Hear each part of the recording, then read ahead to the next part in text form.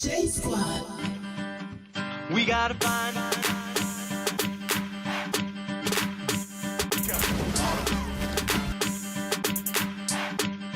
Now what do we do? That's the first clue. Now what do we do? That's the first clue. We gotta find. The program find. Who's find. That's the first clue. We gotta find. That's the first clue. That's the first clue.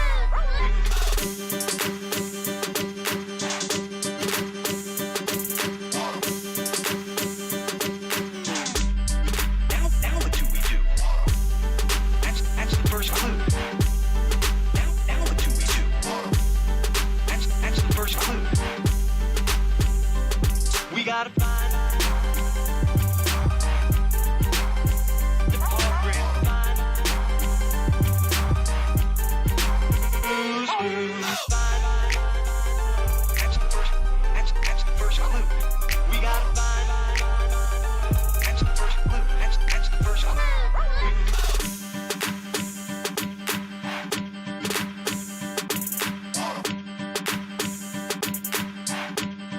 Now what do we do? That's the first clue. Now what do we do? That's the first clue. We gotta find the program find. Who's find. That's the first clue. We gotta find. That's the first clue. That's the first clue.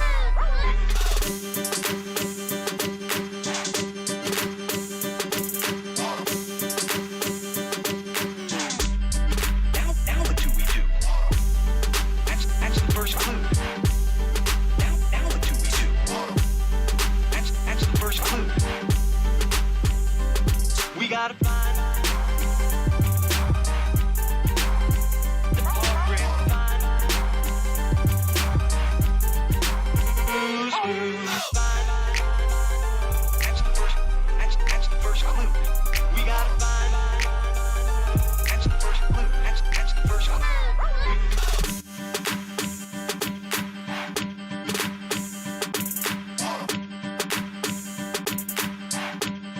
Now what do we do? That's the first clue. Now what do we do? That's the first clue. We gotta find the program find. Who's find. That's the first clue. We gotta find. That's the first clue. That's the first clue.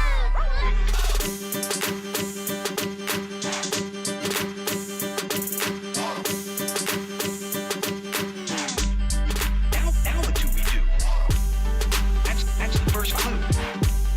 Now what do we do? That's the first clue. We gotta find the program find. Who's find. That's the first clue. We gotta find. That's the first clue. That's the first clue. Find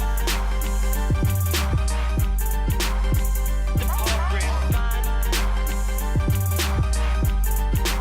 Who's find. That's the first clue. We gotta find. That's the first clue. That's the first clue. Yo, what is going on today? Yeah, I agree, Red Stain. I agree. He walked right into that. Guns blazing, didn't do any actual research, just jumped on hoping he would get a win. And it's funny watching him cope, man. I haven't even watched the full thing. I've seen a clip or two, but I've been trying to not spoil it for me. as it were. Let's see here. Let's get started today. Boom, boom, boom. It's going to be, I mean, we're just going to jump right into it because I want to go ahead and watch this. We're going to watch the Smash debate. He was even brave enough to, like, he's still trying to hold strong. He uploaded just the clip, the 45, 50 minutes of him talking with Colin. So let's get over here. Let's get over here. Whoop. There he is. There he is. We're still going to be working on some other stuff.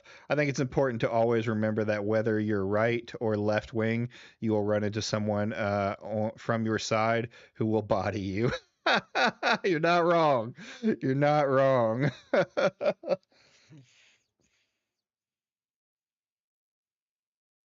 Oh, goodness. Goodness. Oh, bear with me here. Bear with me.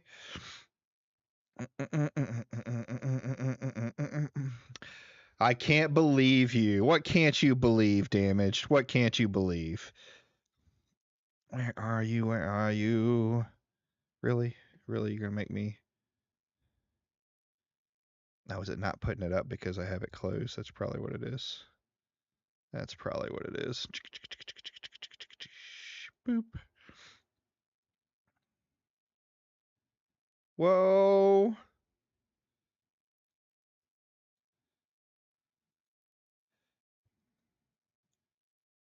Why are you being a pain in the ass? Open up.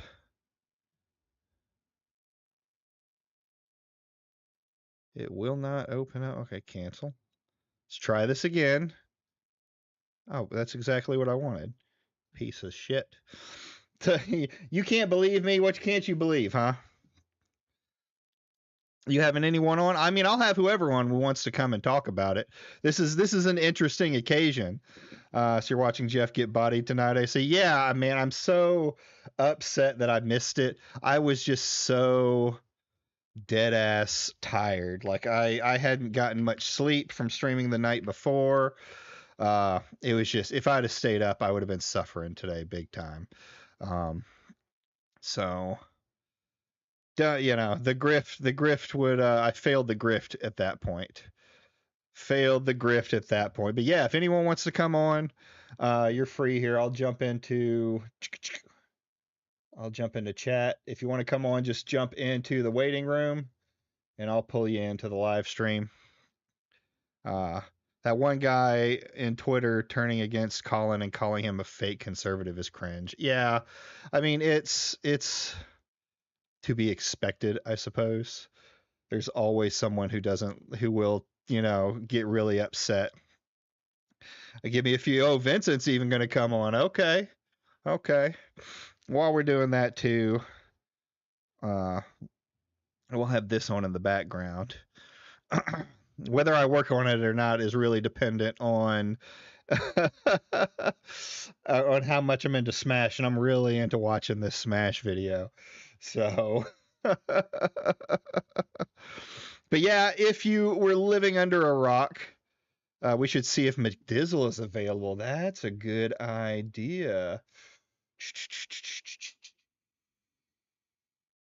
Where are you? Where are you? Oh, let's go to X.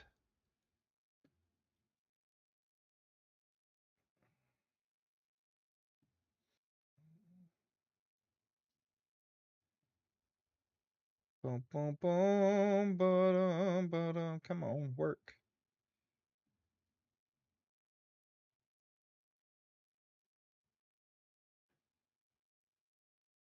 Let's see here.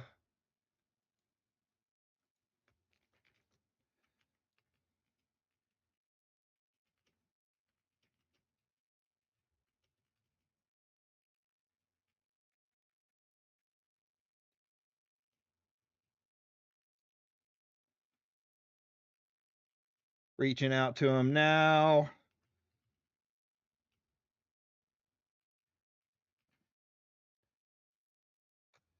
He may not. It's kind of last minute. Kind of last minute.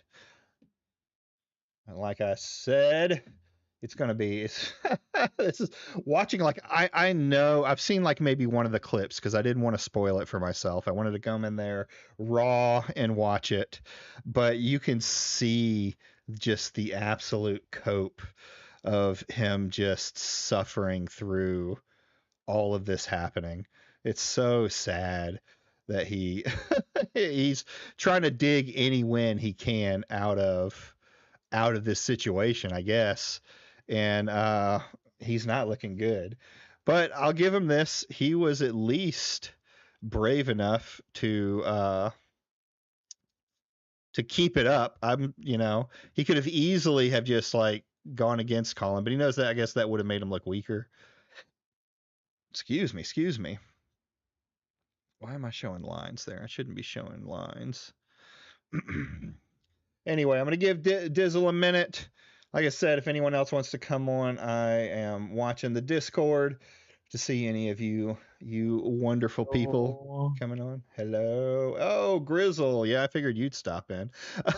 What's going on, buddy?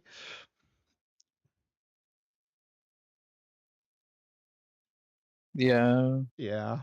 What do you think? Have you watched it yet? Which video? The Colin versus Smash? No, I've been kind of just vacay on this for a little bit. Oh, that's fair. That's fair.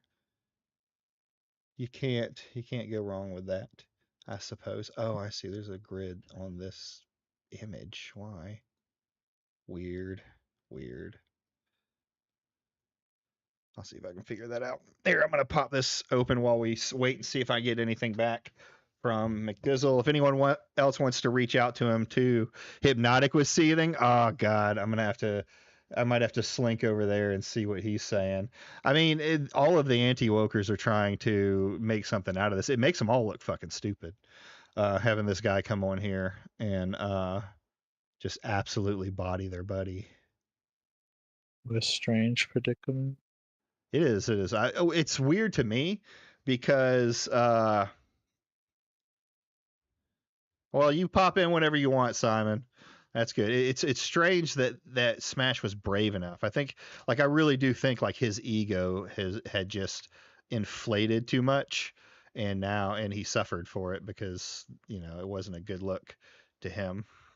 For him. They keep doing the same thing over and over again. And expecting a different result. Pity. Yeah. Yeah. Well, I mean, that's kind of what it's gotten down to with the whole anti-woke thing to begin with, is people are just tired of it. The normies are tired of it. It's the same thing that happened with a lot of the overly SJW stuff. People just got tired of it. Yeah, because it just became just exhausting more to keep it up. Yeah. That's why a lot of people let it go. That's why it's a little annoying that, that Smash did they not let it go. What they wanted, but they're not letting it go. Yeah. It's like there has been some pushback, and to me there is some that was needed, not necessarily like with it, not with a lot of the stuff that they're saying. I think a lot of the stuff that they got goodwill on trendy kind of things is less, and just let it happen. Just make sure that like be natural, be normal. Let people have their intention, and people really need to learn to butt out of certain communities' dramas. Yeah, like they have their own ecosystem of people who are way more in tune to criticize, said product. Yeah, let's pretend Vampire Masquerades. You and Noor are like the vocal ones for me to talk about it more than anyone I know on their Twitter. Yeah. But you have opposing opinions on things, and I feel like you both know more about the actual tabletop than probably the average person. Yeah. So I'll probably listen to you two more than just some random guy, trendy guy who's really popular randomly. Asmongold, like he just needs to stick with MMOs. There's tons of them. Yeah. Like, why doesn't he just like hop onto one after the other, try them? His clout could easily help an MMO, actually. Yeah. Yeah, because he used to be the MMO guy, but Yeah, move your base around mhm. and boost games that you think your eye would help. But it's like I said, it's gotta be boring to be just mad. Yeah. Especially dipping your toes into much more scarier, like real life shit. Yeah.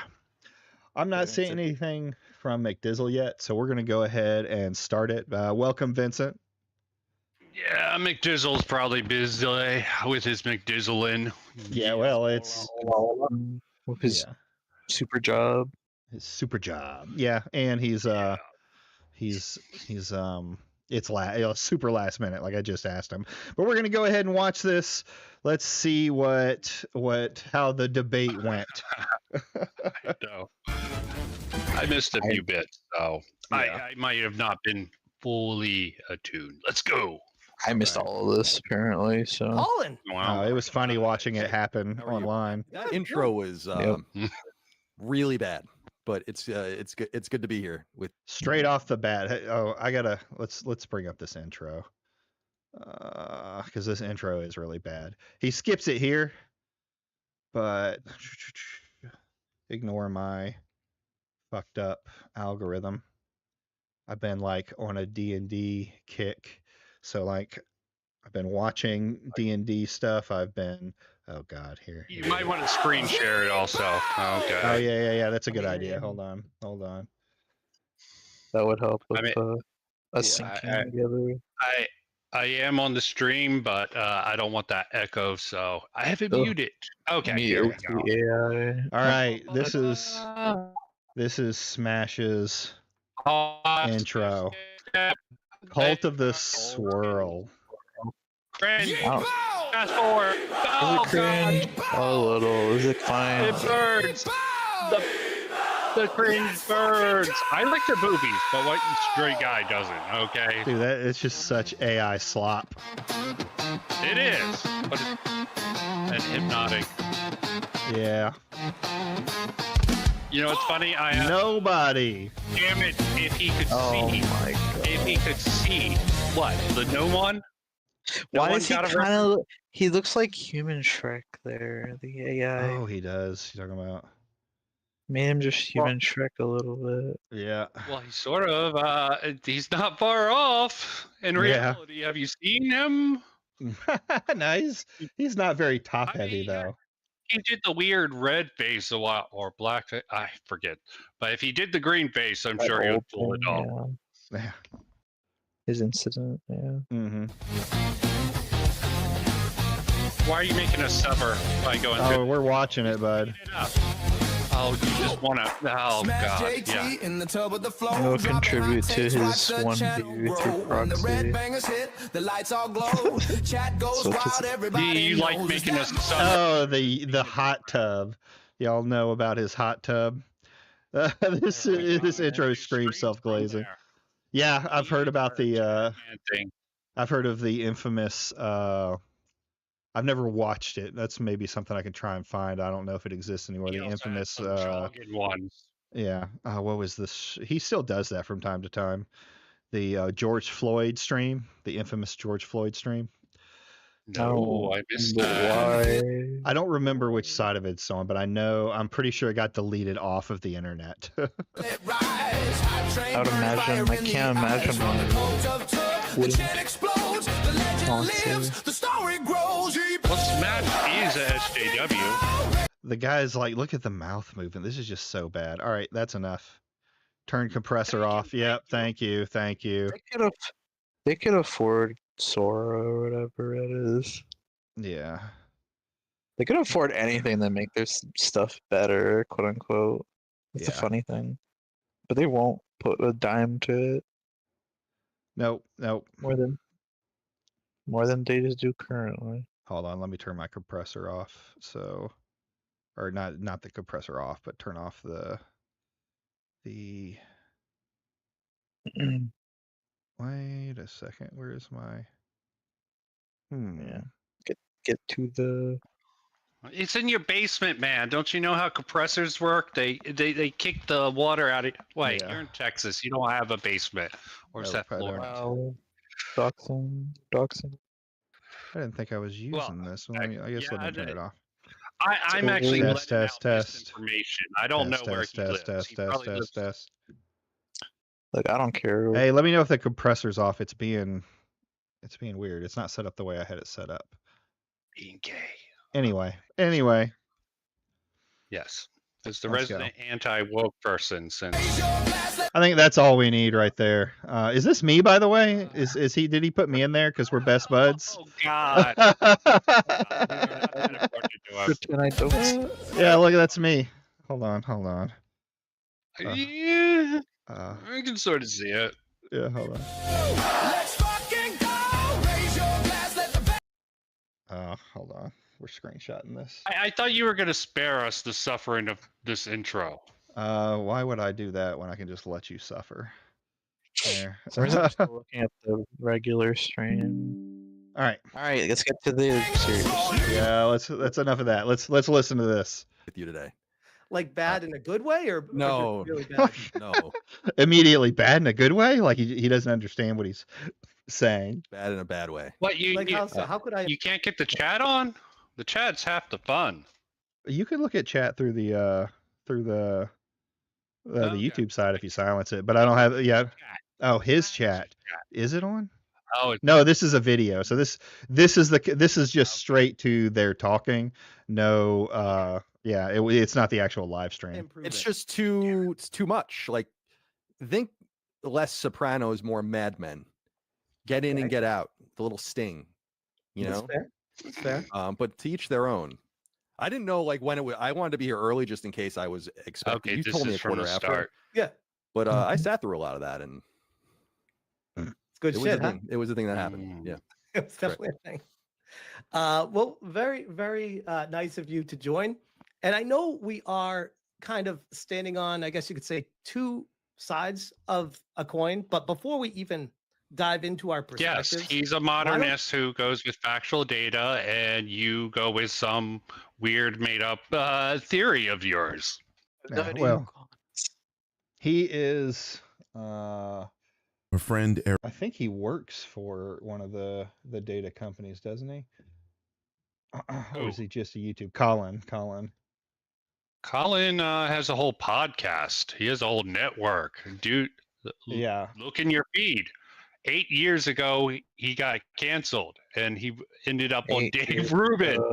Look at what I dropped in your feed, okay? Dave Rubin, conservative libertarian gamer, YouTube lead, Colin Moriarty. That's the funny thing is that could literally be anything depending on what it is. Yeah. He's a libertarian, so, not a real conservative by some people's standards, and too conservative for other people's standards. So just kind of just a guy. Like just, probably very ignorable. He's a capitalist. He's a capitalist. He likes capitalist. Yeah. I'm sure most people already know who you are. I have trouble saying reputation precedes the word's you. dirty. But why don't you tell people who you are, where they can find you, and what your history is and stuff like that, where you're coming from. Okay, thank you for having me. My name is Colin Moriarty. I am the host of a PlayStation podcast called Sacred Symbols. All right, let me know when you want on Damaged. I've basically been the co-host or host of the three biggest PlayStation podcasts over time. So Podcast Beyond, which still exists, that I left in 2015, and then PS I Love You, which is defunct now, and then Sacred Symbols. I run a popular Patreon called Last Day Media. We do a. He said he might still be getting ready. I've been in the games industry professionally for 23 years, I guess, now, since I was in college. So, yeah. And I really just wanted to be on because I'm so, I'm confused and befuddled by your lack of faith in the Circana numbers. And I'm wondering if you truly understand what they are. Okay. Yeah, dear. That's what. Put a bookmark in this, okay? Already feel Smash moves the goalpost so much in this so-called debate about the numbers. Yeah. Yeah. So this started online Grizzle because Here, I can put it in your feed if you want to display it. I was arguing with a certain associate of mine about this. Gay Viper. Oh God. Oh God. Yeah, so basically what happened, Grizzle, is Smash started talking shit on the circa numbers, and Moriarty is who he, which is funny, the guy's name is Moriarty, because Smash is going to think he's fucking Sherlock, but instead Sherlock is the one that got bodied. Or at least that's what I hear. But anyway, him and Moriarty, Colin, started to go back and forth on the numbers. Colin just calling him out, and then he said a lot of his usual stuff. The whole idea that the whole gaming industry is some conspiracy, that they're just trying to make the numbers look good. So Colin called him out and said, "Hey, let's talk on stream." And Colin even said in the tweet, he was like, live, no paywalls, and the video stays up. And Smash, with all of his grace, was like, "Oh yeah, let's do it." So that's where we are now. Yeah, it's like he either like an old guard, right? Yeah, he can't run and hide. He was. Let's keep going. Okay, yeah, we can. That's kind of like, you quote tweeted me. That's how I saw all this to begin with. I just said the kind of anodyne thing about Ghost of Yotei that I really like it. I'm not a big fan of Ghost of Tsushima, so I think it's a big step up from the original game. It's the 18th best-selling game in the United States already. Yeah, right. That's an interesting thing to say. I've seen so many. I think this is a sign that it probably is a good game. Is there's very diverse opinions. Yeah, especially I the agree. People who've played both of them, who I feel like have more stake in this anyway, because it's really their game. The people who are fans of the Ghost now version of it's going to be different characters. But even people who are liked even like one or the other narrative will say they like Yotei more because the gameplay is actually better. So it's pretty. Yeah, that's what I've heard. Anyway. A lot of the it's absolutely worse. It means that it could just be like a point less for right the story. Everything that I've seemed to read or hear about it happens to be around the story. Yeah, that people just didn't really connect with the story all that well. Everything else seemed to do well. Besides what's his face, Upskilled not liking the open world stuff. Yeah. But I heard people call the first game Ubi Slop like model back in the day. I was like, people just like that, I love that game. I like Ghost. Okay, I think it should have won over Last of Us Part 2, which actually, I think. Fun fact: it does have a bit of communistic propaganda in it. Someone pointed out in like just one little scene. Okay, let me not get too far into that. Trying to prove my anti-woke credentials here, okay? After 3 days counted, and I just the messages. I feel like you and a lot of other people are spreading this somewhat misinformation about what Circana is comparable to. So this is Smash bringing it up. I'm happy for Sucker Punch that this is, I guess, the tweet that started it all. I'm happy for Sucker Punch that Ghost of Yotei is a certified commercial hit. It's already the 18th best-selling game in the U.S. for the entire year after only 3 days of sales were counted. Great sign. It's a huge step up from Tsushima, a classic sequel. Really recommended. VG charts or Alinea or these other places that are actual data houses, as opposed to I wonder how surprised he was they got such pushback probably for this. Here, let's also play a game. When Colin explains Circana to Smash, see if you can understand what he's saying. Just play it at home. I think Smash just forgets that there's some very well-respected outlets that have not really a lot to gain, just lie 24/7 for people. Yeah, we'll probably get into that when we get to when they start talking about that. 50-year-old company that has direct access to the numbers. So and I feel like you're kind of obfuscating that with your audience, but it's like we can be on two separate sides, but what I'm saying is 100% true. So that's why I wanted to see how you responded to that, and I'll leave it there. Oh, yeah, sure. I think that's actually a good intro to this. So when it comes to Circana, what specific numbers are you referencing for Ghost Yote? He starts with a The question. Circana Yeah, I data already could tell he's gonna fall apart. Yeah. is the 20 highest grossing. It's actually by dollar sales level of retail plus digital games sold in the United States, as accessed by Circana's retail constellation, This plus was their death their blow. direct the access to US. the storefronts. Yeah. And Famously, are they?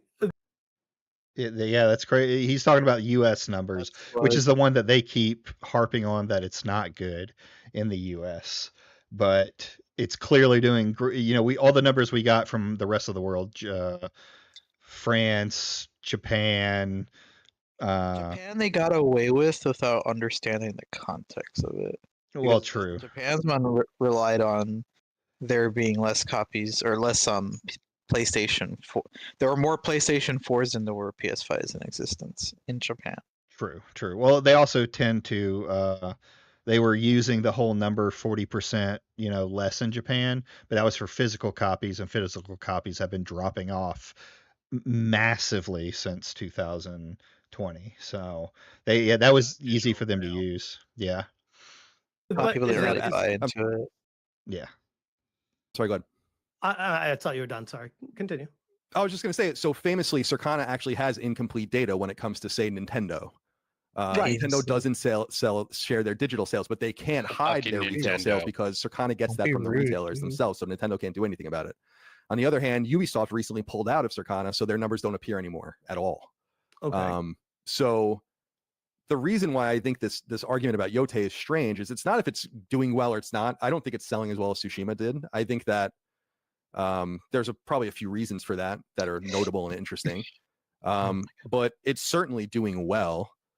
18th in the United States after 3 days on one console is objectively impressive. It's not January or February. We're talking about August numbers. So now we have a stack of games from Monster Hunter Wild and all the EA sports games to other things. Let me actually ask you about that, because I was thinking about that before the stream. 18th after 3 days, I guess on the surface does sound pretty impressive. But then if you take a step back and consider it's a AAA title, and how many AAA titles launch every year? And we're now towards the end of the year. So there's been a lot of time that's passed. Would you say 20, 30 AAA titles a year come out or so? Yeah. So okay, if he's saying 20 or 30, he's already like setting himself up for a failure, because all these other AAAs should have made more money, and if Ghost of Yoida is at the 18th spot, being that it's not like a huge AAA company, right? It's through Sony, it is, but as per themselves, like Sucker Punch is not a huge studio. No. Balanced. Yeah. They So balance themselves very well. yeah, Red Stain made a good point here, so they couldn't use the Steam chart numbers argument. Yeah, because like that kind of happened with Shadows more. Yeah. Shadows is Oh, funny because that's basically what yeah. happened there.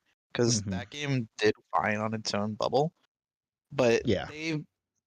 that one was funny because they had to rely on vibes, and there was two things that were happening. One, Ubisoft was falling apart, so that one game doing okay is not gonna save it. And then Yeah. people were also correct on in an environment where, let's pretend Ubisoft wasn't falling apart, this was probably okay to them. Yeah, it was acceptable for them on the basis like it did better than all their other titles except for the COVID title. But months ago, I knew they were going to do this with this game Mhm. because it was already flimsy to begin with, because it was like the old school. Well, They had to these lean on actors- the PA, who does come up in this. It gets mentioned. Okay, yeah, we'll watch it then. We'll watch. Yeah, I think it probably depends on how you even define that number. It's probably more than that, actually. Like if you consider games that will never chart but are pretty good and certainly AAA, like a Chronos or a Hell Is Us or something like that, Okay. you could probably get to something more like 50. But even if you wanted to call those AA games or whatever, the Mhm. point is that the numbers are, or the charts are organized by dollar sales, and they know the numbers, and people with Circana access can see the numbers, but they don't share them because that's the product that they're selling. We have to remember See, that. I don't really. I want to take you to task on that. I don't buy that. But it's true. I've seen the numbers. What? They're a company that sells data. They I don't collect believe data. you. Okay. That's a like a court fight type of conversation. Yeah. That is not casual. That is not casual. You don't accuse a He's clearly a representative. Yeah. Well, he uses them, right, as a data aggregate company, or he works for them. He uses them now. He's going to get into it. He's going to get into it. He used to work at IGN, I believe.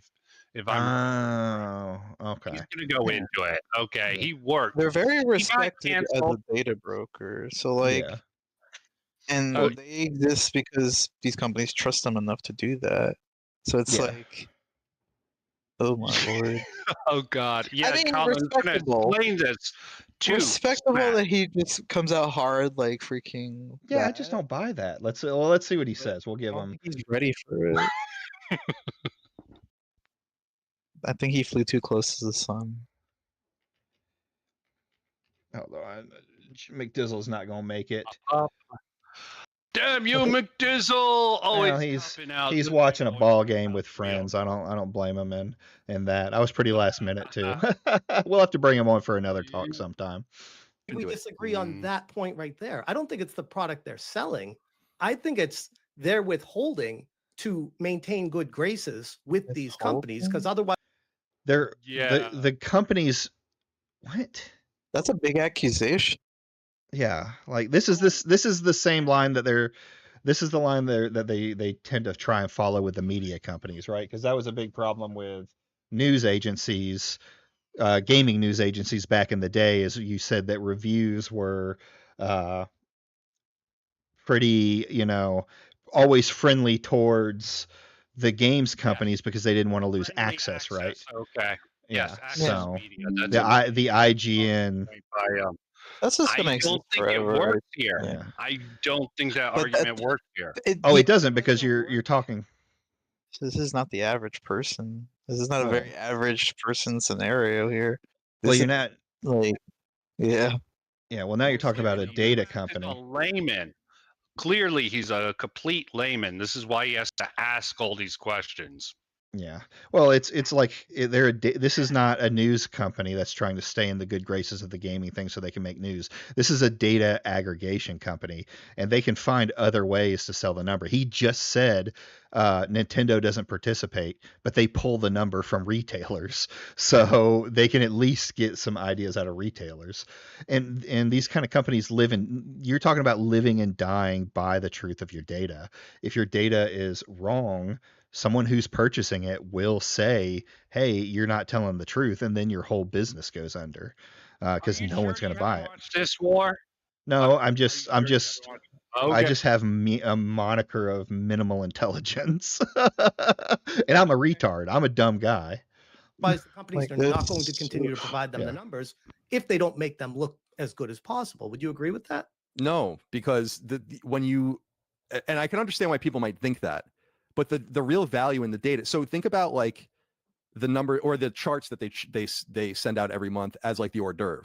And it's like, if you want more than that, that's sit at the table. It costs thousands of dollars to join Circana. As I said to you on Twitter, and I can expand on it, is like when I was at IGN many years ago and was still NPD group, we had a Circana. It was an NPD subscription at the time. It cost 6 figures, and you're contractually obligated to not share the numbers.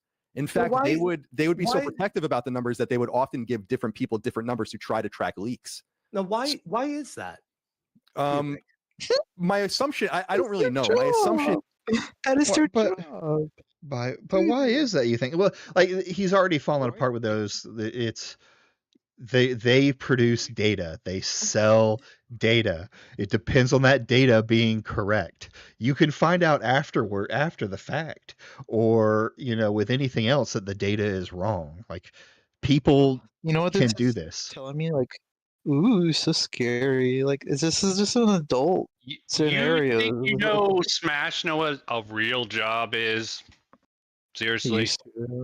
He used to. Well, what does it say? Game tester. Okay, I'm sure he's worked other jobs before, but he was a Q&A tester. That doesn't necessarily mean games. Yeah. But no, I think for Sony. If I remember it correctly, it's for Sony. Well, I could be misremembering. yeah. I All assume. right. All right. It's not that big of a deal. You play the games. You tell the. I used to have game testers in the building I worked. Mm-hmm. I'm not going to say what that is, but yeah, they just told me at lunchtime we would go over like, what is it like doing this? You're playing the games, you write down bugs, and that's your job. Yeah. Yep. I'm sure it's different for different people, Sure. but Sure. Let's keep going. Is that it's probably something to do with like if we have everyone buying in and sharing numbers and being honest and equitable, then we should probably universally protect the numbers from being publicly exposed, because it's really a part of a data set that can be, as it is happening now, I think with Yote, somewhat misrepresented. I think it's a big reason why Ubisoft left Circana is because Assassin's Creed Shadows and Star Wars Outlaws were widely attacked for their sales figures, but Assassin's Creed Shadows, so in July was the last month that Assassin's Creed Shadows would have been posted on Circana, and at that point, it was the third best-selling game in the United States for the year. So I just think that, like, you can feel how you want about Yote, about it being woke, about people not liking it, about the actress, about Sucker Punch, all those kinds of things. But Circana data is the gold standard of data. It's the only really reliable data we have. And you have to obviously garner other things about it because it's the United States only. But the US is the biggest core gaming market in the world. If you assume certain things about the data is true, for instance, Western Europe reflecting, or Latin America reflecting these numbers, but in lesser numbers, you can kind of start putting a picture together. That's why I'm a little surprised why people aren't super, like, I think it's a fun puzzle. You're saying it's the gold standard, and I'm surprised that people aren't just going along with it. And I would push back saying, because there is. He's surprised. Surprised. That's not an argument. You can't It's argue. not. Let him continue. Let him continue. He's just doubting it. Okay, he's green doubt. It's not hard numbers. It's hard numbers if you have access to the data. That's what I'm telling you. Like when I accessed the subscription, it was hard numbers. But because they don't give the full transparency to those numbers, it leaves room to be able to psychologically manipulate how people should feel about something.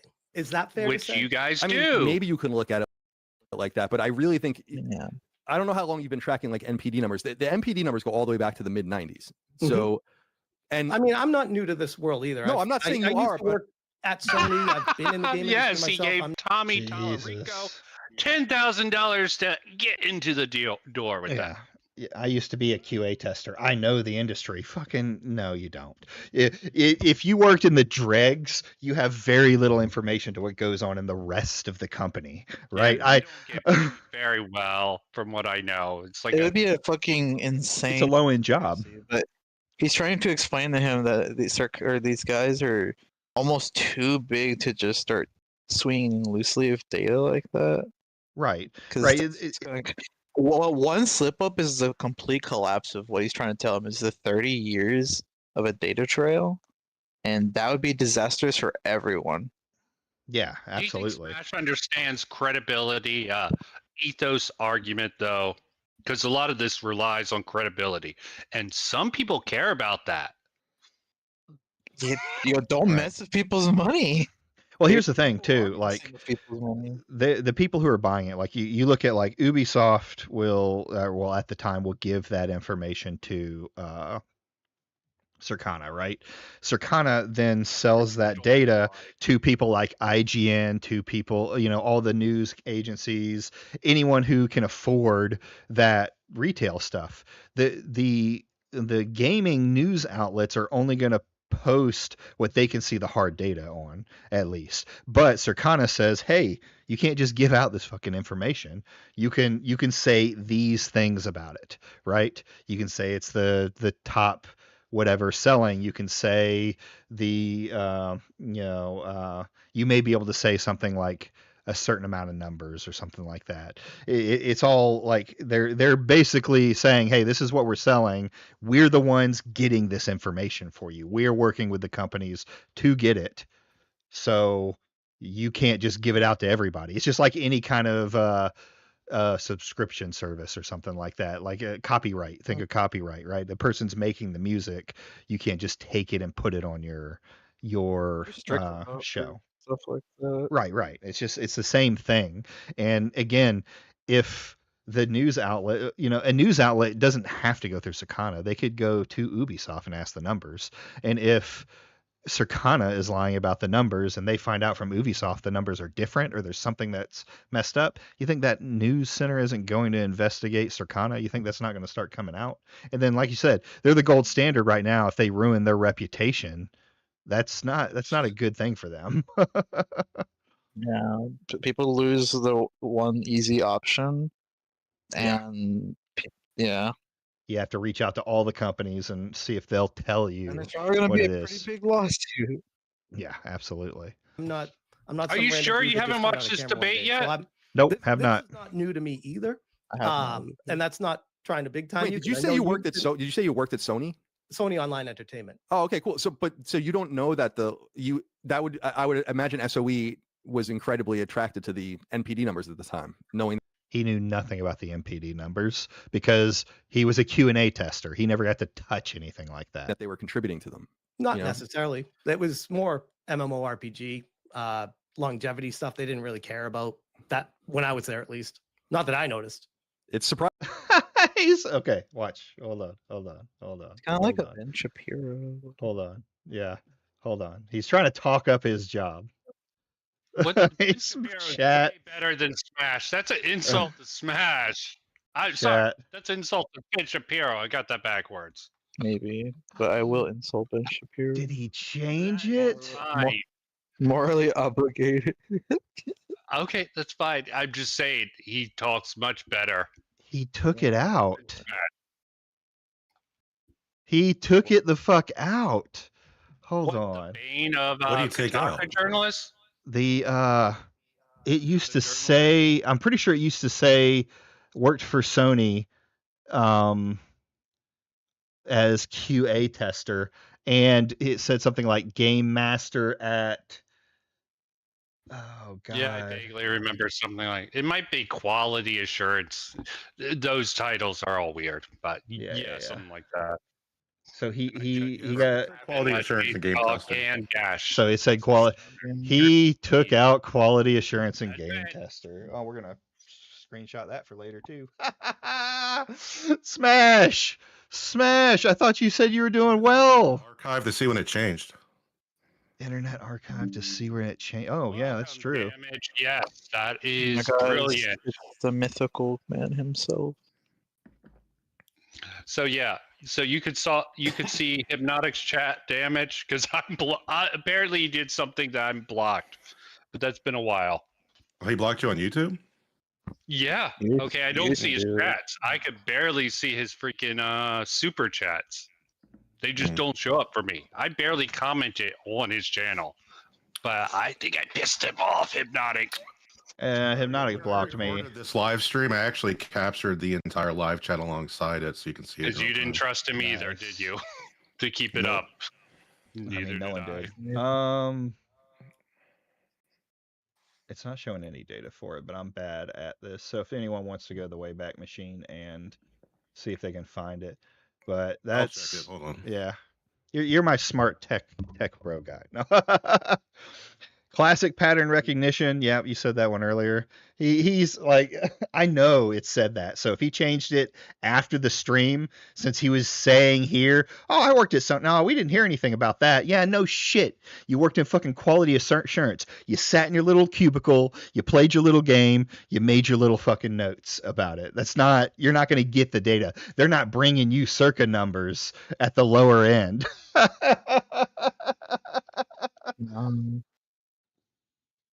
Get the fuck out of here. Oh, I'm gonna play this while Damage is looking at it. Okay.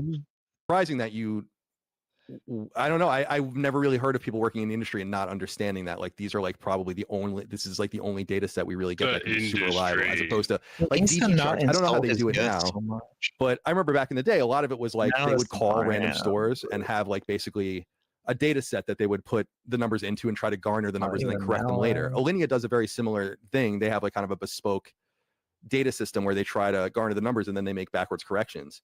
But the only thing I'm trying to say is that this particular data you don't see the transparent numbers if you don't subscribe. At least I don't know how it is anymore, but this is the way it was when I used to read the numbers. You would get literal Excel spreadsheets that were many thousands of cells long. Cheater. And what I was saying on my show recently was like, we would at IGN often scroll to the bottom because immediately because random shit would get ingested. Like a random 32X game was dug up behind someone's, in the back room of an EB and they sold it, or like a Dreamcast game. Right. And so like every little thing would be tracked. Yep. And what's funny is that I think you might have had a point about the unreliability of Circana data or NPD data as it was back in the day, maybe 5 or 10 years ago. But as of 2023, when they started ingesting the digital data directly from the storefronts, their numbers became extremely accurate. They're probably more accurate than they've ever been since the retail only era. Yeah. You're both like the same age. You're like, back in my day, bro, you're literally in the same class. Yeah, but not mentally. Talking about apparently, like, you're mansplaining a guy, and he's somehow doing it. He's mansplaining actually to the dude. Well, I mean, Smash needs it. Right. He's Very basic, Colin. Very base. Okay. Yeah. I have Just nothing think against how they're- mansplaining, Yeah. accurate with their numbers. I want to be very clear about that. especially because Smash isn't a saying- man. Hold on. What the fuck did he just say? repeat it. Hold on. Yeah, I am. I'm not questioning how they're accurate with their numbers. I want to be very clear about that. You just did. What's the whole fucking thing that you're going after then? You're fucking talking about their accuracy. You're saying they're lying about the numbers. So they're either accurate with their numbers or they're not. Questions now that he's been pushed back on. Okay. Now he's pushing back on. And it's not I even mean, now really he's back. pushing back. He's just straight up asking, back. bro, like, why is he so aggressive about these numbers? Oh, Yeah. wait for But it. they're not divulging the numbers to us, which allows for a lot of variables to enter the picture. So for them to pull this data, let's go more into this. For Circana to pull this data, they have to have servers, they have to have people working it, they have to have people looking at the numbers. They probably have to pay to get that data, right? I don't think the gaming companies are just giving out data to give out data. They're probably paying to get that data from these gaming companies. So why would they just give that out for free when they're doing all of the work involved with it? Which I think you'd agree with that, right? Which, I mean, it's a whole other conversation. I think Yes. This is almost stakeholder capitalism. Oh, stakeholder versus shareholder. Okay. The Yeah. people who put money in get it. Smash is pretty much doing a stakeholder. Everyone's a stakeholder. Okay. So all gamers deserve access to this for free. Yeah. AKA communism, which is ironic. It's kind of funny if you think about it. And Colin's like, yeah, they sell this data because they want to make money off of their work. Yeah, they're providing a It's service. the environment. Tiamat Lord. And that probably 'cause it doesn't work. Yeah, the main issue with is the data or results is being changed or not counted. This goes in a lot of top lists. Like what stuff is not getting counted? I'm sure there's errors. Like they come in and even say, or he was just saying how they'll, especially with like, what is it? Alina is the other one. They'll back count the data. But how inaccurate is it compared to the rest of the world, especially if this place is being called the gold standard, right? Yeah, it's trusted. Yeah, it's trusted for a reason, regardless of like when you're doing this kind of data analysis and things like that. You're always going to have errors in it, so you kind of have to pull through all of it on their own, and it's up to Circana to make it as accurate as possible. But of course, there's always going to be mistakes. So Yeah. yep, Business. yeah. Now, like I can understand that. Like that's a good point, Tiamat, about like the problems that happen with the top tier list. But Smash's thing isn't that the data isn't always correct or the data isn't or the results. His is under that idea that it's just they're making it up or they're hiding the numbers so that there's some narrative around it. I think if you interpret them not Yeah. understanding where the numbers come from, then I think that's accurate. I mean, But I again, understand they're where the not numbers give come away from. the milk Yeah. for free. They're not going to We like give truly the, believe it's that. expensive. That's a good statement. Right? It's too much. You Yeah, can't I mean, just not. I mean, think I that really. way.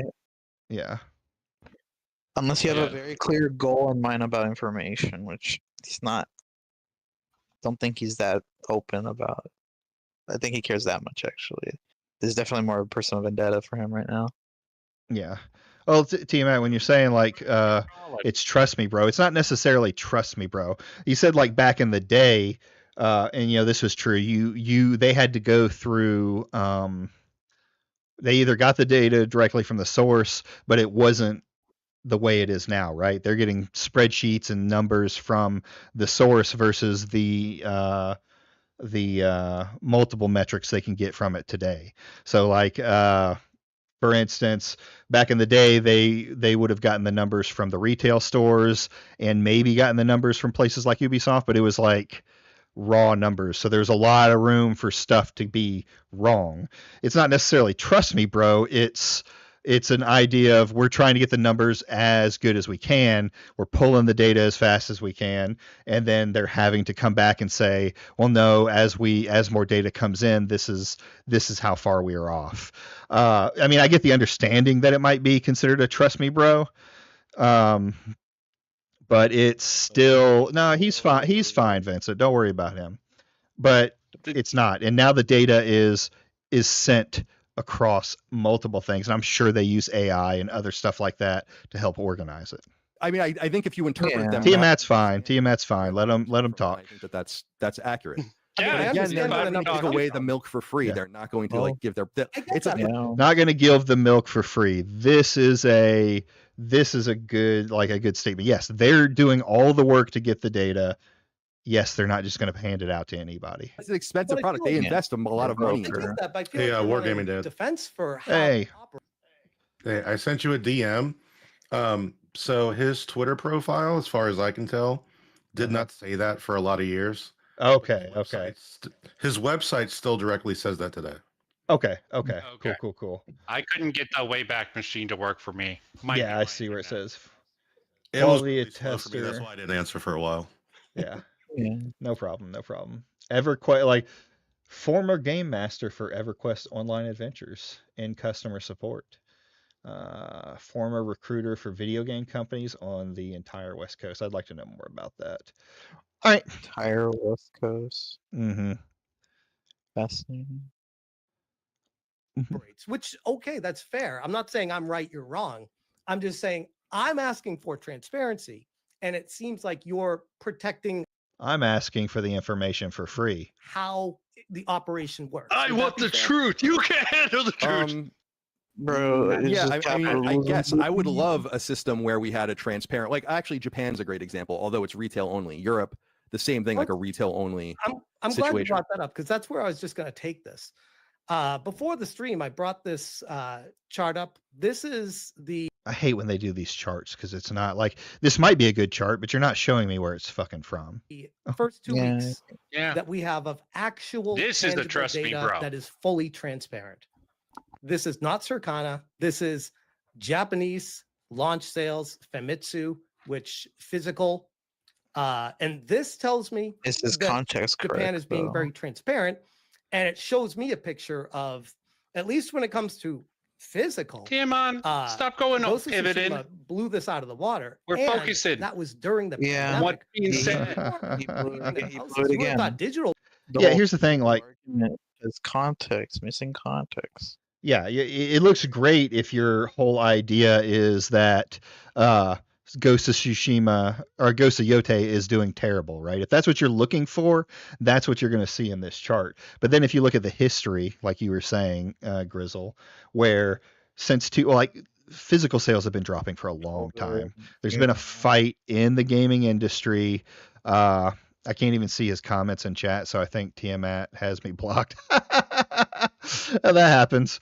But you go with the context, like physical sales have been falling for a long time, but you can see the absolute, like, where it just jumped off a cliff in 2020 because everyone went digital. You couldn't go out and buy video games. So yeah, and then that stuck. That changed a lot of people over quickly, and the younger generation does not buy physical copies. They do not care like us old yeah, old fuddy-duddies do. Get it blown up at that point, not physical. Yeah, maybe not in that era. I mean, it wasn't until a few quarters ago that they really started selling an impressive amount of numbers in retail units physically anywhere in the world.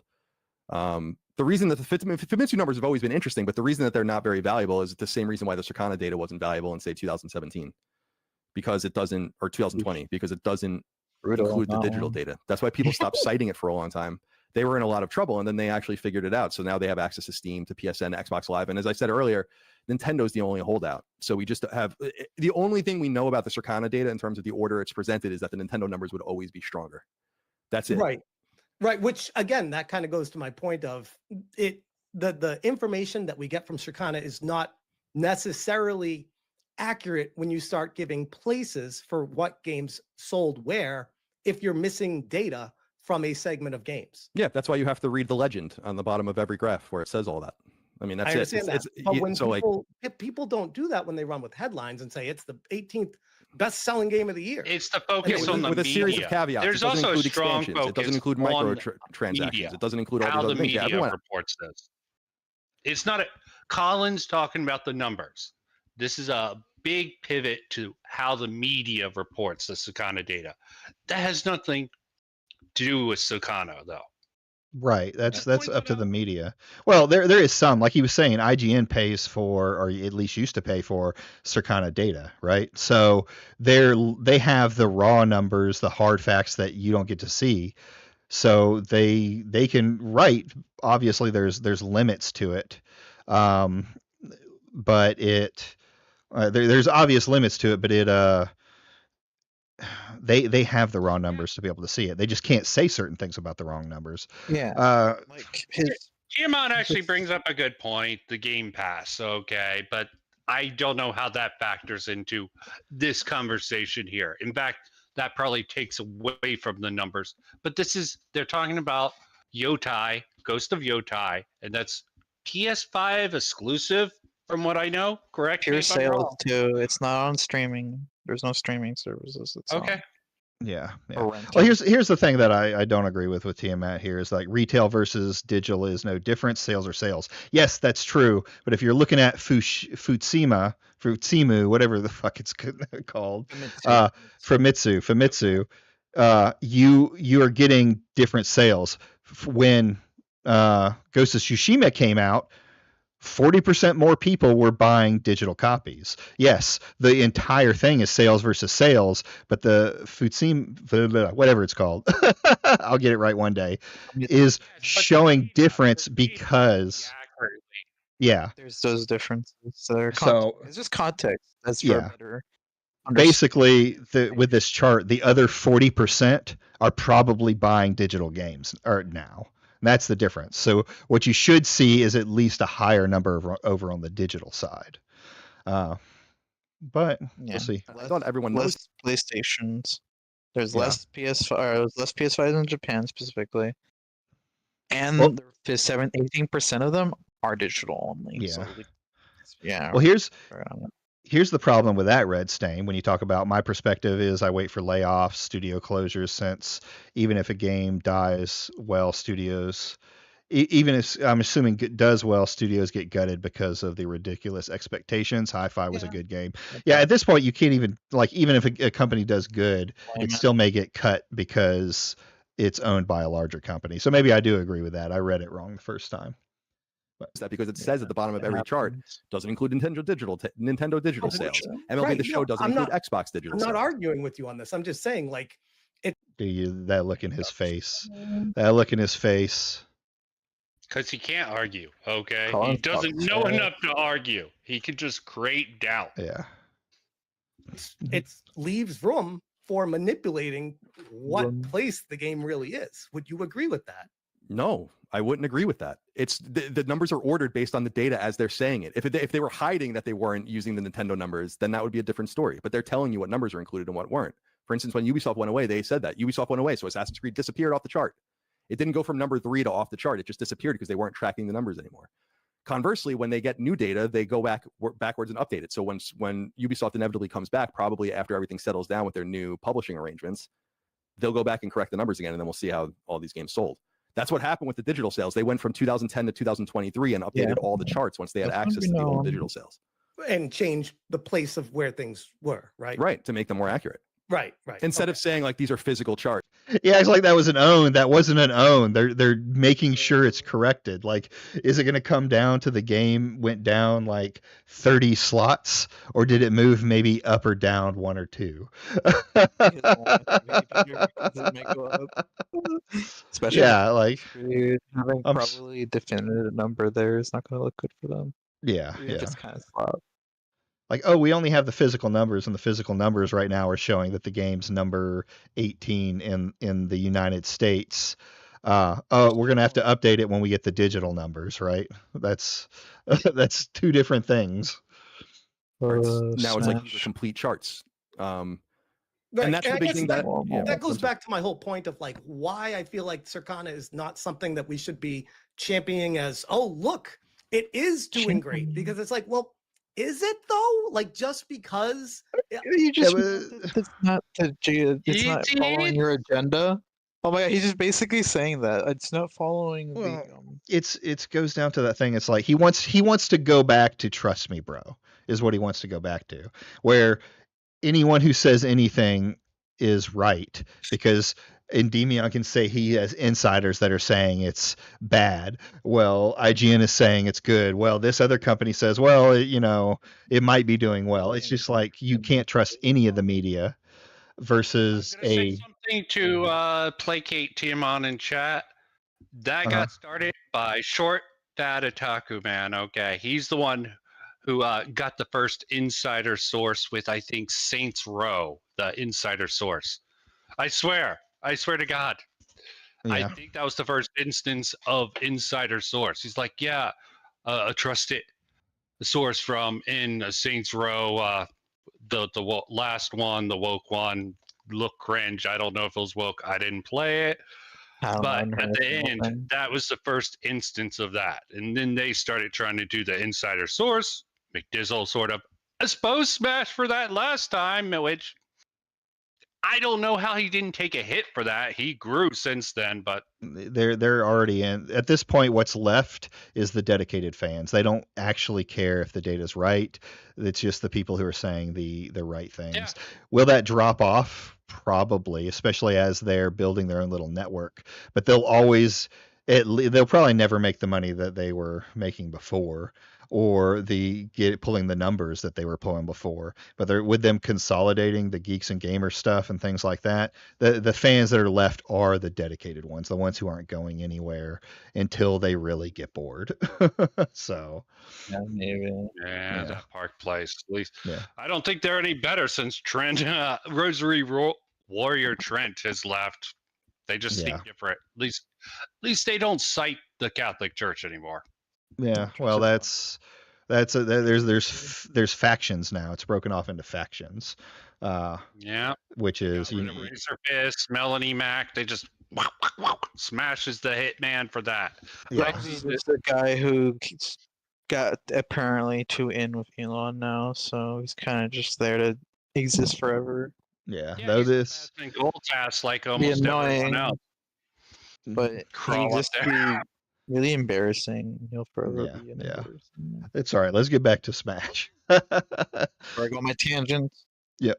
A bunch of caveats, all these other things, and to portray it the best way with words that are used to put the image into focus the most perfect way you can. Say, because of all these things we said, the game is a success.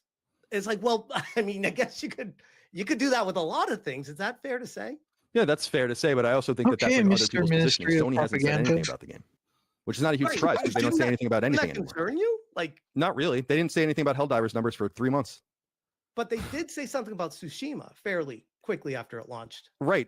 5 years ago. Their Some whole strategy is days. different now. Everyone knows Yeah. that because they don't talk anymore. Yeah. So I'm not saying it's right or wrong, but like I'm not surprised by that. Helldivers was the biggest best-selling new IP that they ever made, and they didn't say anything about it for 3 months. Mm-hmm. So That's it's and I And think they that fuck so people over they by didn't- making people sign up for a PS account. I remember that really Yeah. fucked them over. Helldivers.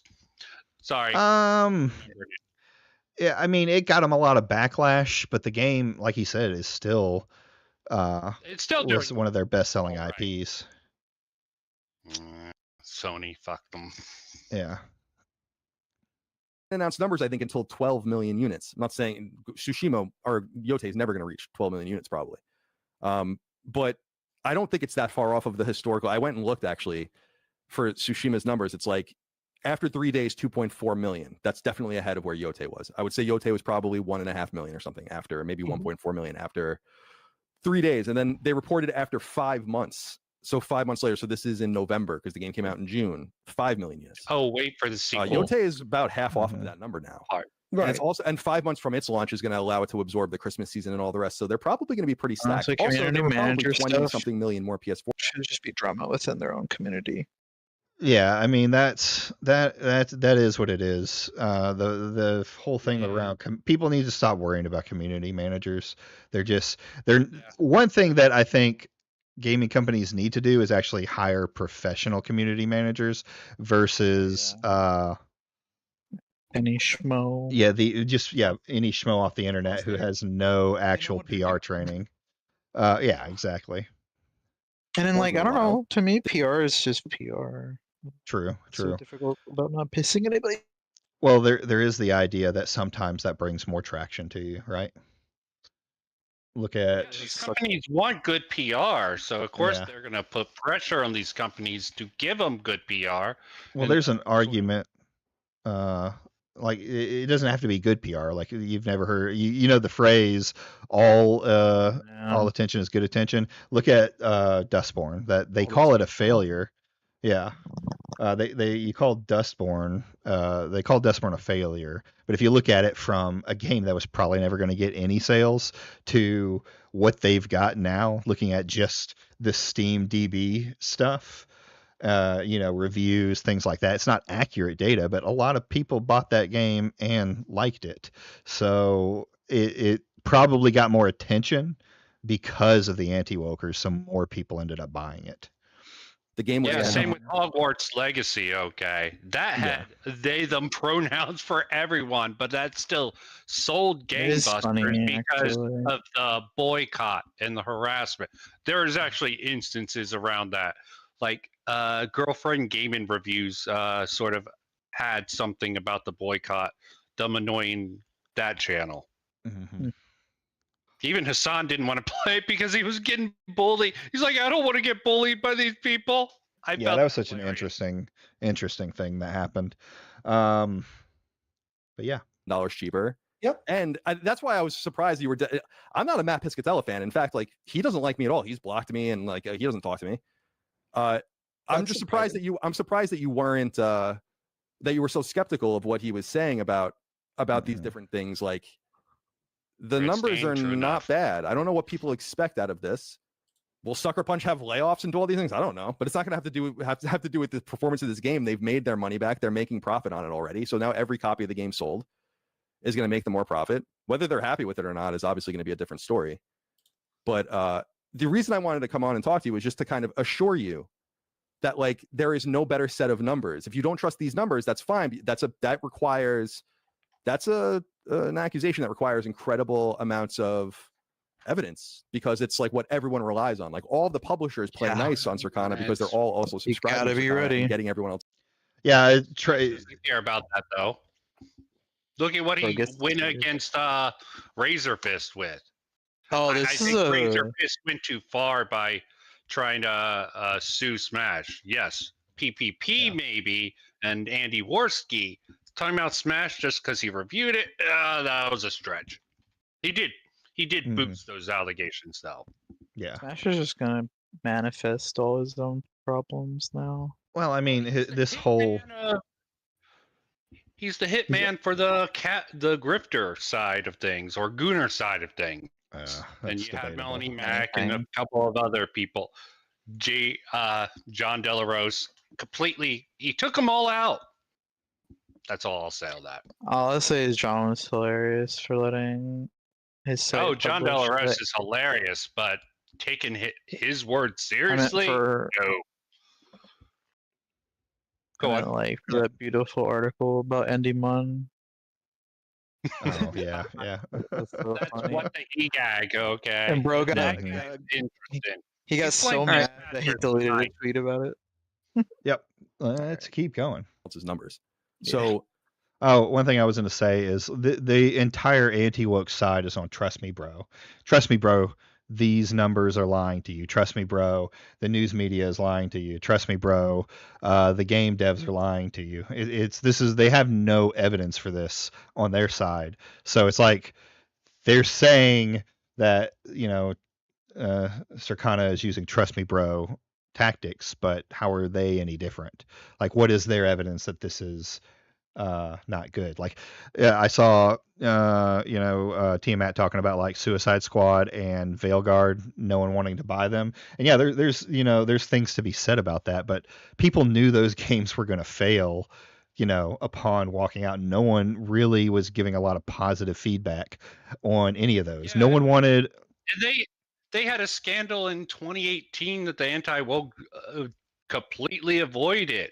There was sexual harassment claims by a certain person who worked there. Women took this. It didn't come out until 2020. I'm surprised they didn't use that. Probably because they wanted to pin all the blame on Sweet Baby Inc. Sweet Baby Inc. was most likely brought in because of sexual assault allegations. I don't know that they do that kind of I don't know that they do that kind of consultation. I'm sure they do PR work, sensitivity readers. Oh, that's possible. Maybe. There's a lot of companies that do that. Yeah. Oh yes, there's a lot of companies, but they wanted to pin it on Sweet Baby Inc. because one of their consultants literally did something bad. But let's not get to. It's just common sense. I just needed to throw that out there. There's really nothing else to say about it. We can talk about wokeness and all these other things. I don't care. But like, as far as this is concerned, like that. Yeah, that's a good thing, Red Stain. Suicide Squad was live service slop. It knew it was going to fail. Yeah, who makes the game? I made the original Batman ones. I forget the name of the company. I'm so bad with names. But yeah, Rocksteady. They were the king of single player games at that time with Batman. No one wanted them to make a live service game. I also didn't like Arkham Knights very much. True. I didn't try the Young Justice or something like that. I didn't bother. I mean, I liked Arkham Knights in somewhat, but I heard bad things about whatever that spinoff was. Yeah. All right, let's get back on topic. That is the way it is. You can keep saying like they don't show the numbers over and over again. They haven't shown the numbers since 1995. Well, let me back it up a little. I mean that's a loaded statement of a lot of things you said. Let me back it up to. I don't think you know what a loaded statement is. You don't just believe. Yeah, he said one thing. Like he's we're in all these things. Culture word drama. This is why I don't believe him. All I made loaded this post earlier today. I don't know if you saw it or not, but I said Matt Piscatella fellas. This guy's got to stop reading his own fucking tweets and just like, if I'm talking to a guy, I'm not going to pull up the tweet I said. I'm just going to say what I'm talking about. His great line was the very same dude that was pushing Star Wars Outlaws was a success line. The very same dude that peddled Assassin's Creed Shadows has been the best-selling video game line. And let's not forget the very same dude pushing the classic Dragon Age. Were Dragon Age: The Veilguard's PC volume included, it would have placed higher on the best-selling titles chart, perhaps as high as 3rd overall, and he called that launch good. So, I mean, all of these turned out to be incorrect in the grand scheme. As far as, I mean, would you unless you'd argue that with me? No, I would argue with that with you. Our Assassin's Creed Shadows is one of the best-selling games of the year. Would you say that Ubisoft considers it a success? They said on their own financials that it's in line with their expectations, and they have a fiduciary obligation. They're relying on it for a year. They go private. The next year, they're relying on it. Yeah, but prove it. Prove it, bro. Committing actual crime is what they're saying Ubisoft did. I read that financial statement. Like it's and like I'm a layman, I got it. I probably don't understand everything that's on there, but it very clearly said that they met their expectations. But people want to live off of this idea that, oh well, that's why the 10-cent thing happened. Now the 10-cent thing was going to happen. That's probably been in the works for years. With their data. It's like Ubisoft has been nosediving itself for years. They're not, I wouldn't even call them a AAA company. They're a AA company that spends like a AAA company. They have projects that just straight up never came out that we Best selling game of the year, but it hurt Ubisoft in the same year. Yeah, it was. It could still be the best selling game in the year, but you're right. They had 3 flops that year. They've also been in a hole making the Black Flag video game, or online game that they've owed to the what was it? What's the country? Quadruple A. Yeah, the quadruple. Quadruple. No, they had. Think. Yeah, well, they had to make that. They got in like with what country? One of the countries and stuff. Yeah, so yeah, they've been bombing money long before the 3 titles that they had last year. So it's been a long line of success. Yeah, the gaming market went huge during COVID because everyone was stuck inside. They didn't think about after COVID came off and it burst. Okay, this is why all these companies, that's most likely the reason a lot of these companies, these publishers are going away. Well, I've been saying that for a while, that the industry has been bloated because they got all their COVID numbers and they thought that growth would just keep happening, and then it all dropped off. So that's really why you're seeing a lot of the layoffs and things like that, because there's too many people and they're not growing like they thought they would. They're not growing COVID style. It fell short of expectations. No, I hadn't. That's not what they said. I mean, yeah, I agree. I think Skull and Bones was the final nail in the coffin. But I mean, that game has had a long. It's been a development hell for what, a decade or more. Star Wars Outlaws being as buggy as it was is what caused Shadows to get delayed, because Shadows launched very, very, actually not that bad technically at all. I wonder if that's related to the shady practices and quality assurance consultant firms, because I remember Cyberpunk 2077. Yes, fucking CD Projekt Red fucked up with that. Okay, because they weren't keeping track, but the company that was doing the bug reporting for them was like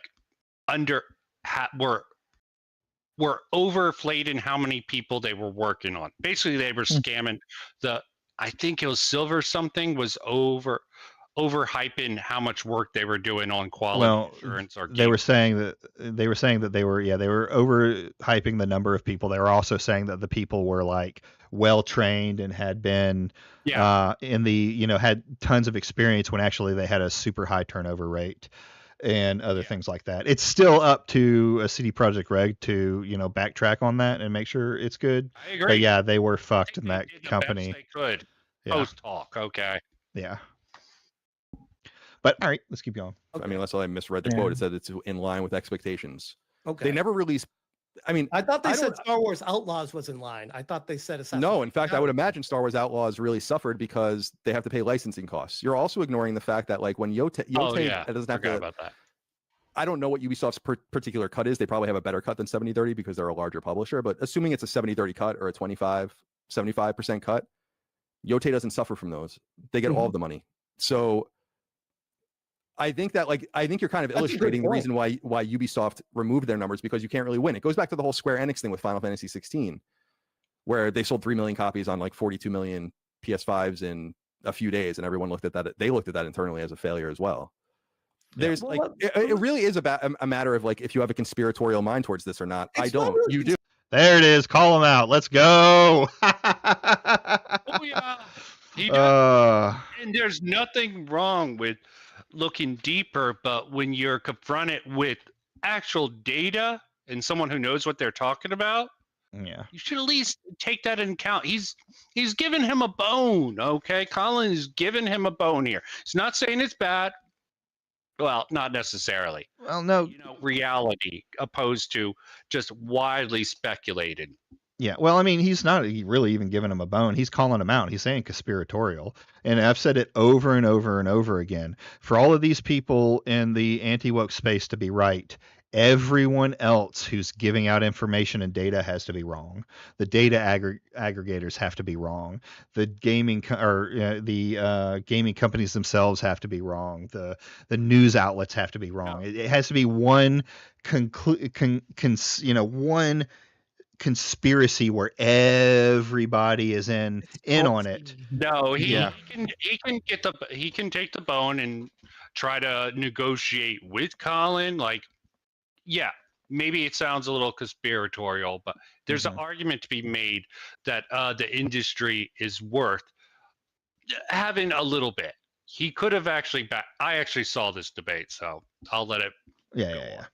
Conspiracy. I want transparency. I mean, like, why would Japan? See, he just denies it. That's the problem. Be like, you just accept that it's a little conspiratorial and just talk about the industry with how it has functioned over the years deserves a little bit of scrutiny.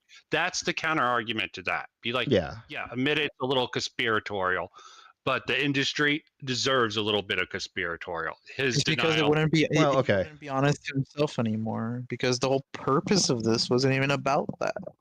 Yeah, he also moved the goalpost way farther away. That is definitely something worth pointing out.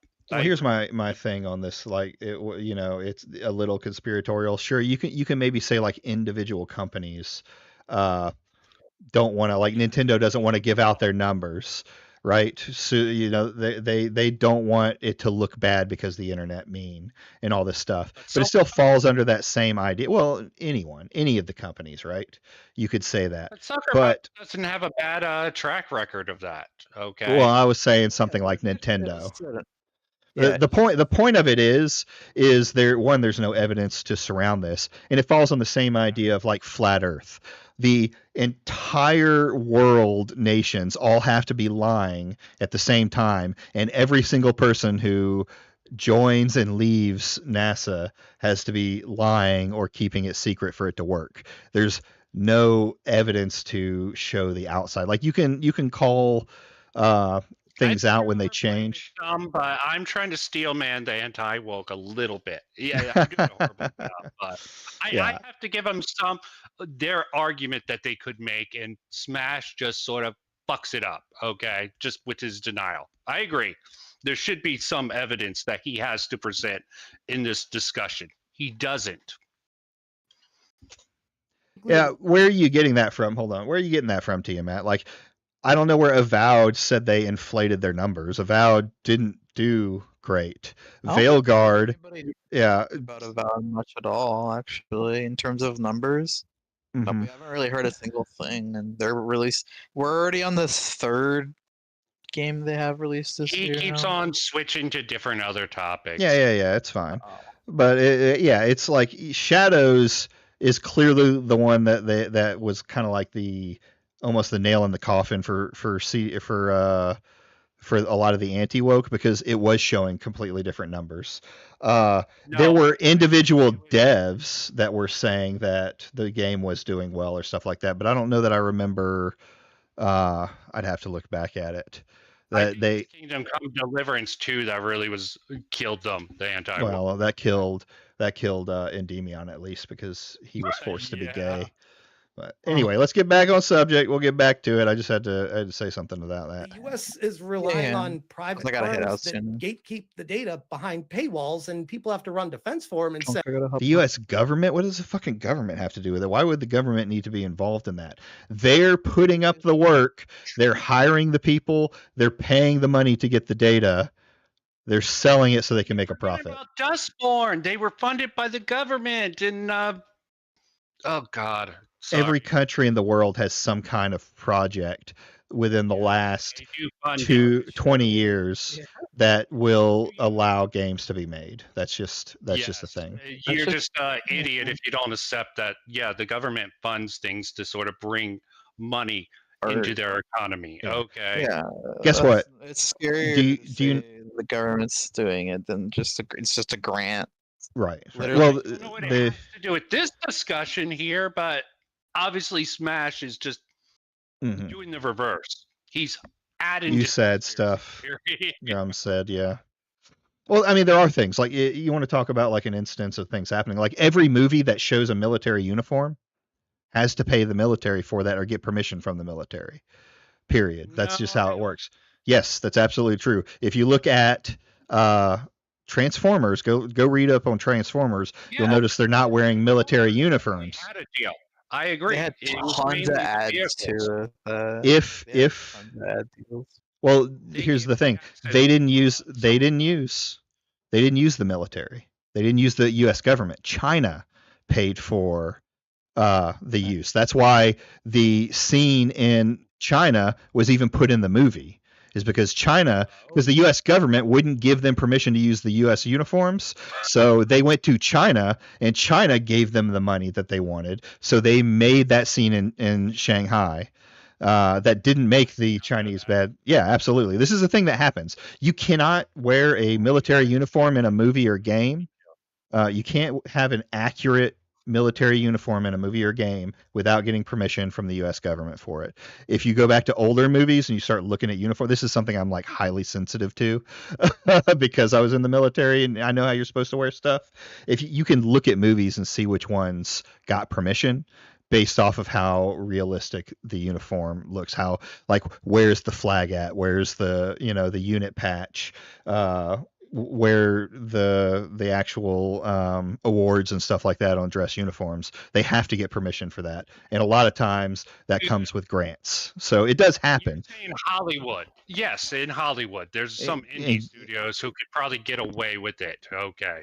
Not accurate ones. Oh well, yes, they probably could because there's so many games being put out now, but the big names have to get permission. And I would bet you I'm sure. that's Call of Duty and stuff like that would probably have to as well. But I don't know how realistic theirs are. I'd have to go look at actual uniforms. I don't think it's all that realistic anymore in the gaming industry.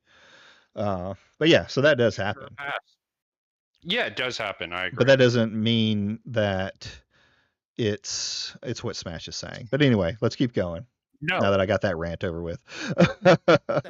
Trust them. It's good. This is the best we got. They're the gold standard. It's like, why do we need that? Well, because the other public data sets are not complete, so that we'll never have numbers from those territories. But why is Japan transparent and we are not? Do you have any like issues with that, or can you explain why it's an American company? No, I can't remember that. It's like Media Create or something like that is the company that does it in Japan.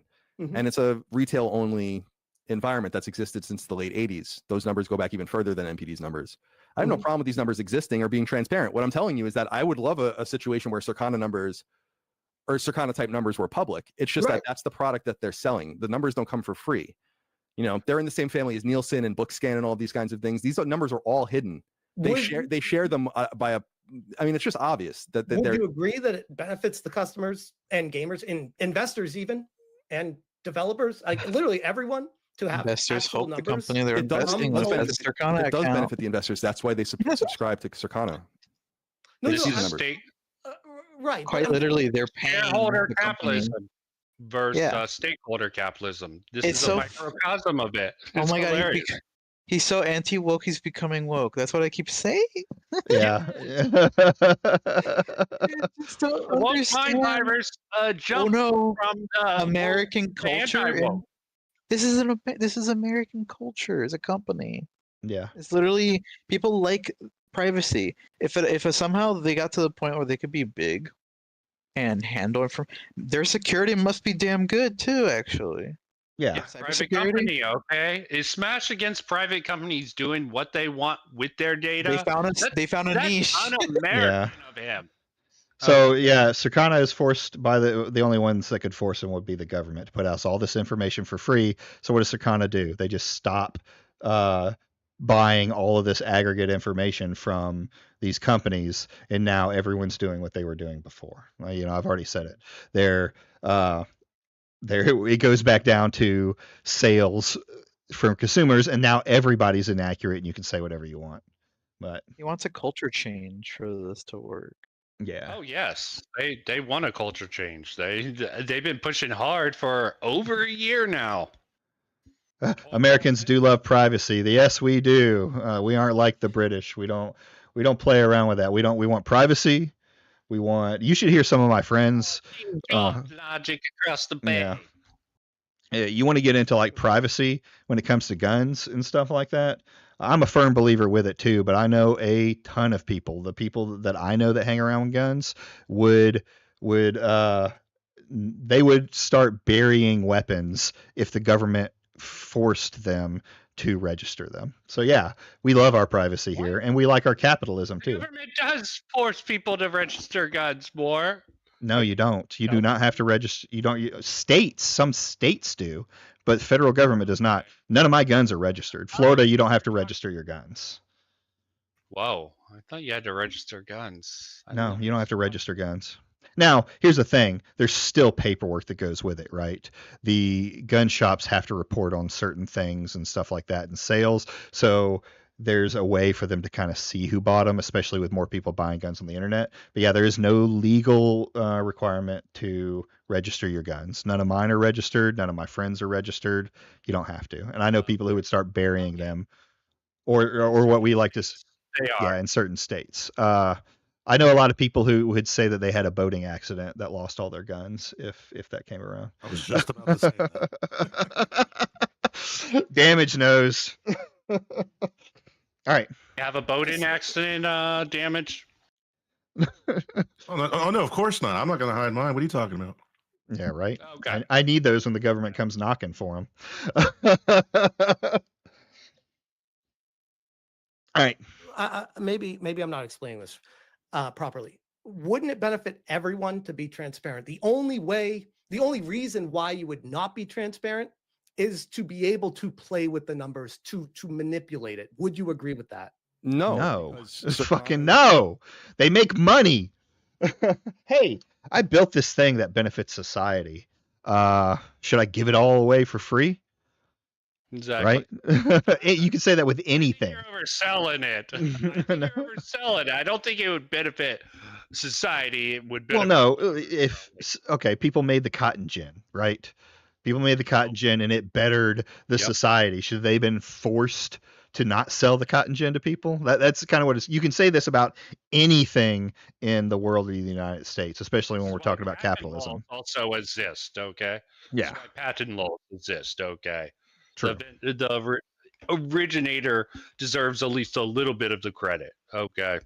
Exactly. You should be able to around it by making a small little change, but that's something different. Right. Circana's entire business since the 60s, again, as the MPD group, they just recently became Circana. I'm not talking about Circana. I guess. Sorry, I moved on from that. Of course, Sony, he can't be anti-business. Nintendo, like He's a everything. small businessman. Why is it private? Why is it a secret? Because it's business craft. It's like you don't want to share those numbers. They'll definitely in Japan, say they do.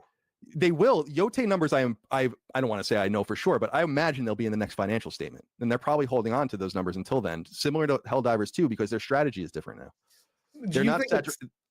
Yeah. Do you think it's healthy for the industry when like people in the know, people that have access media or whatever have anonymous published data instead of official like your sources? Smash? You think that's a healthy industry to I don't think that like situations like this, like what brings us together tonight where we're debating something where it's like, well, if we just had the information, none of this would be a problem. No, I don't. Well, I don't agree with that. Even if the number, like you can see stuff now where the wokes and anti-wokes and everyone will twist the numbers that come out, right? Oh, well, they only sold 2.5 million. It was 1 point whatever million. It was 2 point whatever million here at this one. So this game is a failure compared to Tsushima. Well, yeah, you could say it's lower than Tsushima. It didn't meet those numbers, but if it's true that they're making profit, and I have no reason really not to believe that, from at least what I've seen, then is it a failure at all? because the only thing that determines if the game's a failure or not is fucking money. And if they're making profit after every sale after this, the only thing that the companies are worried about is if it's going to meet their expectations of that money, right? Yeah, and streaming, the sort of like Game Pass that someone brought up earlier, is going to affect how the sort of sales is going to sort of go. That's Well, also yeah. another thing these guys have been trying to use against it. I'm like, oh God, like the Well, here's stream card charts. here's the problem with like the Game Pass numbers and stuff like that is Game Pass does seem to be a problem for the gaming industry, because COD, the game that they bought that was supposed to make them tons of money, because before they bought it, it was making tons of money, is losing them money, even though it's seen like the largest growth since they bought it, thanks to Game Pass. And they were under the impression that, Xbox was under the impression that people will still buy the game even if they have it on Game Pass, and that's just bullshit. Normies are going to save money wherever they can, right? Not people aren't like, I will play part of a game in Game Pass, and if it's an indie game, I will go buy it to support the indie company on Steam and play it from there. But for AAAs or games that I'm not sure about, yeah, I'm not going to fucking pay out money if I've got. Well, I don't use Game Pass anymore, but Anyways, Battlefield. Yeah. Tiamat was making a good thing on here. You can write off a loss. Modern gaming is throw shit at the wall and see what sticks. I disagree with that on the thing that if they were doing that, they would be taking risks. I don't think what they're like risk averse. Yeah. So what you're saying, I think what I'm going to say is worse than what you're saying with it, because I get where you're going with that. What corporations want to do is they want to make easy slop. They've been doing it for decades. They see a game that comes out successful. They buy the company up that made the successful game. They turn it into a slop farm. The franchise falls off. They sell off the company, or they disband the company and do it again. Sony, you could say, had a better track record, but it still came down to only a few titles that they keep making the same slop on. So I don't think if they were just, they do get, you're right, they do get to write off those games as a loss, and they get, there's insurance and things like that that'll pay for it. But they end up losing out more because they're just making slop. They want slop that people are going to buy. Like Assassin's Creed Shadows is a normie game. It got bought out by normies. People loved it and people played it, right? That's what they're looking for. They want something that's easy. The problem is when you make the same game over and over again, if you're not doing any innovation, people get bored with it. So yeah, they dry it. That's why Yasuke was probably a gimmick to try to revitalize the game series with something that was coming out at the time. Sucker Punch is a gimmick. No, Sucker Punch is the game got awards for being historically accurate in Japan. Shadows. Shadows. You said Tsushima. I thought maybe I missed it right. No, I said Yasuke. Yasuke from Shadows. Yasuke. He was really popular. They had a Netflix series probably at the time of development. Ubisoft probably thought, "Oh, perfect thing. This is blowing up." Fiction option, because it is basically a fiction option. The game basically pretends what happens if it is. The people who tried to say it was historically accurate, I'm like, I never really said anything. That's like I never heard anybody really at Ubisoft go for that much. No more than they ever have. Like they did it a lot with First 2, but that's about it. Yeah. Well, I'm kind of hoping we'll see with these games, and I think we're starting to see a shift to it, because Tiamat again is talking about like the weirdness of Expedition 33, good development with no issues. It got a lot of praise and things like that. I think what we're going to start seeing is less of these less companies getting sold out to big names. At least we've started like Larian Studios is one that they until the owner of Larian Studios dies, I don't think that company will ever get sold. He said he's never making it private. Same thing. I'm hoping something like that happens with the company for Didn't they Expedition sell 33. out sort of take money for Avowed, if I remember correctly? You're talking about yeah. no, Obsidian did Avowed. Okay, I'm confusing them with Obsidian. You're right. Yeah. Okay. Obsidian's owned by Xbox, I think. Okay, they have some overlap in my mind for some reason. Probably the. Never mind. Go on. Yeah. I think the budget their game's small too. Yeah, they very much do. They like early access, that's for sure. Yeah, they do. Can't stand that. Anyway, back to Smash. I just don't gauge the health of the industry based on the transparency of sales numbers. Like I don't. But I feel like that's what your whole argument is, though. No, my whole argument is that the most reliable data we have on software sales comes from Circana, that it shows that Ghost of Yotei has done well. What and you just said that tells me that you seems don't true to care, me. though. You're like, I don't care about the sales numbers. I mean, I care about the That's the whole argument you're going with. The sales numbers is what you guys decide is the success of the game. An arbitrary sales number for all companies. If it doesn't sell above this number, no matter the size of the company, no matter anything else, that's what you were guiding by success. What the fuck are we talking about here? Yeah, that's. Whoa, this is the pretense that got Colin on this misinformation. Yeah. Smash and some of his cohorts are trying to push. Yep. Yeah. Which is going to be funny real soon. Yeah, I agree to you, Matt. My marathon is probably doomed. Especially with Arc. The art assets. Are you talking about? No, well, I was going to say Arc. Well, there's that. There's the fact that the game really seems soulless. It doesn't seem like there's a lot to it. It seems like it has a really, like there's a rich story somewhere in there that they're building on. But then you have like Arc Raiders coming out that seems to be doing it better. You've got, a market already with Escape from Tarkov, and there's a few other like of these shooters coming out. These are starting to hit the more mainstream. Tarkov was a niche series. Extraction shooters was niche, but it's starting to like get more and more games made of it. So it's going to be very competitive, and I just don't think Bungie is going to fucking hang out with it. But anyway, I keep ranting off topic. While we're paused here for a moment, it says 97, but I actually have 98 subs now, so I am two away from getting to my 100 goal. On top of that, so if you're here hanging out listening to me, give me a like just to help me out in the algorithm. And if you enjoy it, go ahead and subscribe. I talk multiple times a week on here, sometimes woke stuff, sometimes gaming stuff. So thank you all for being here. Let's see what other. I'm probably gonna unstop. You're gonna what? Joking. Yeah, that's fair. Go ahead. I got a shield, man. I got a grift.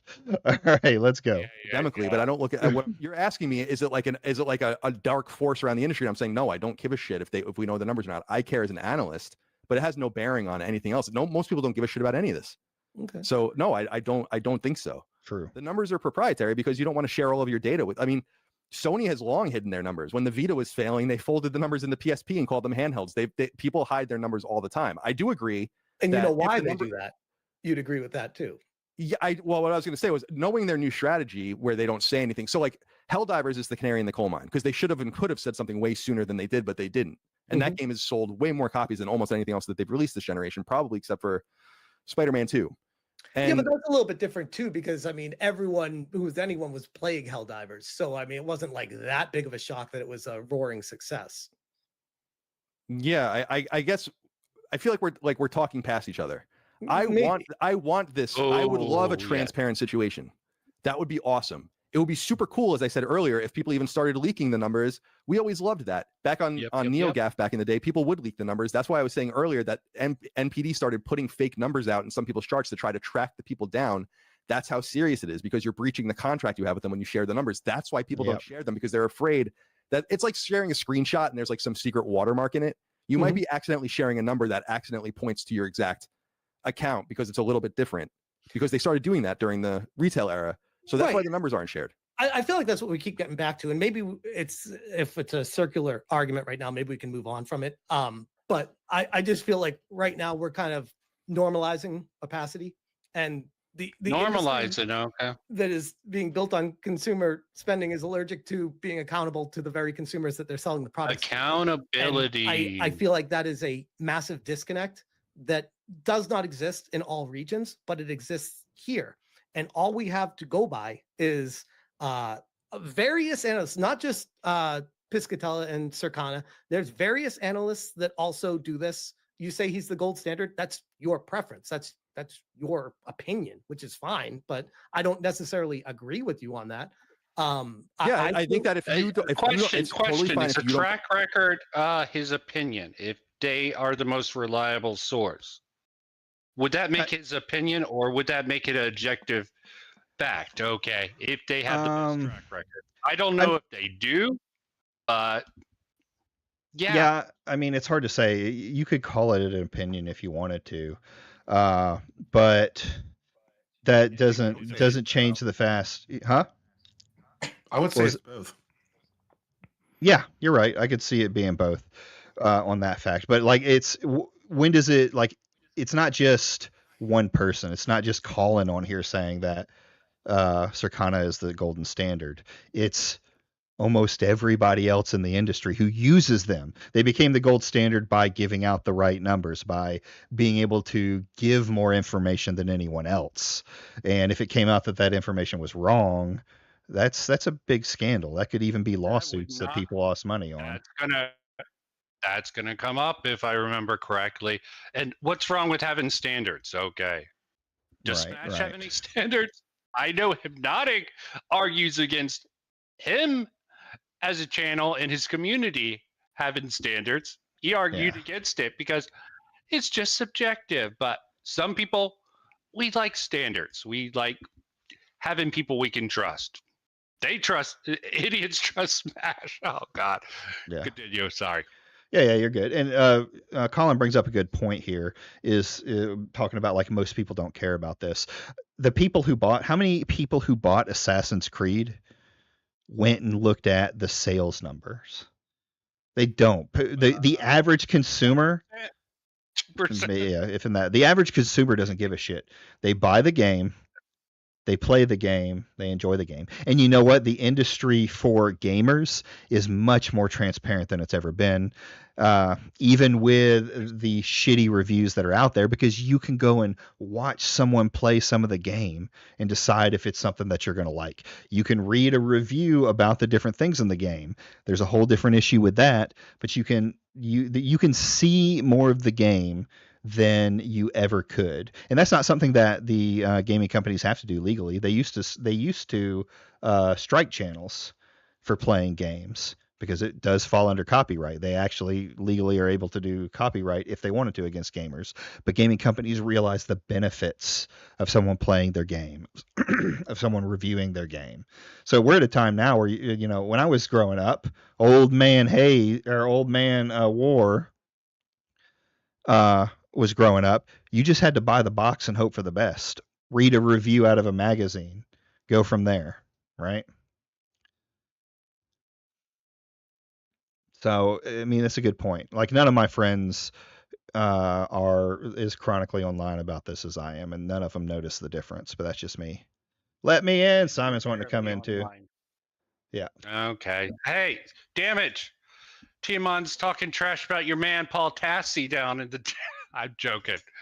I don't see Damage going off of a couple of people. Get in here, Simon. I don't see you in the waiting room. Oh, I'm saying Timon's talking trash about your man Paul Tassi. It's Tiamat. He's not my man. Come on.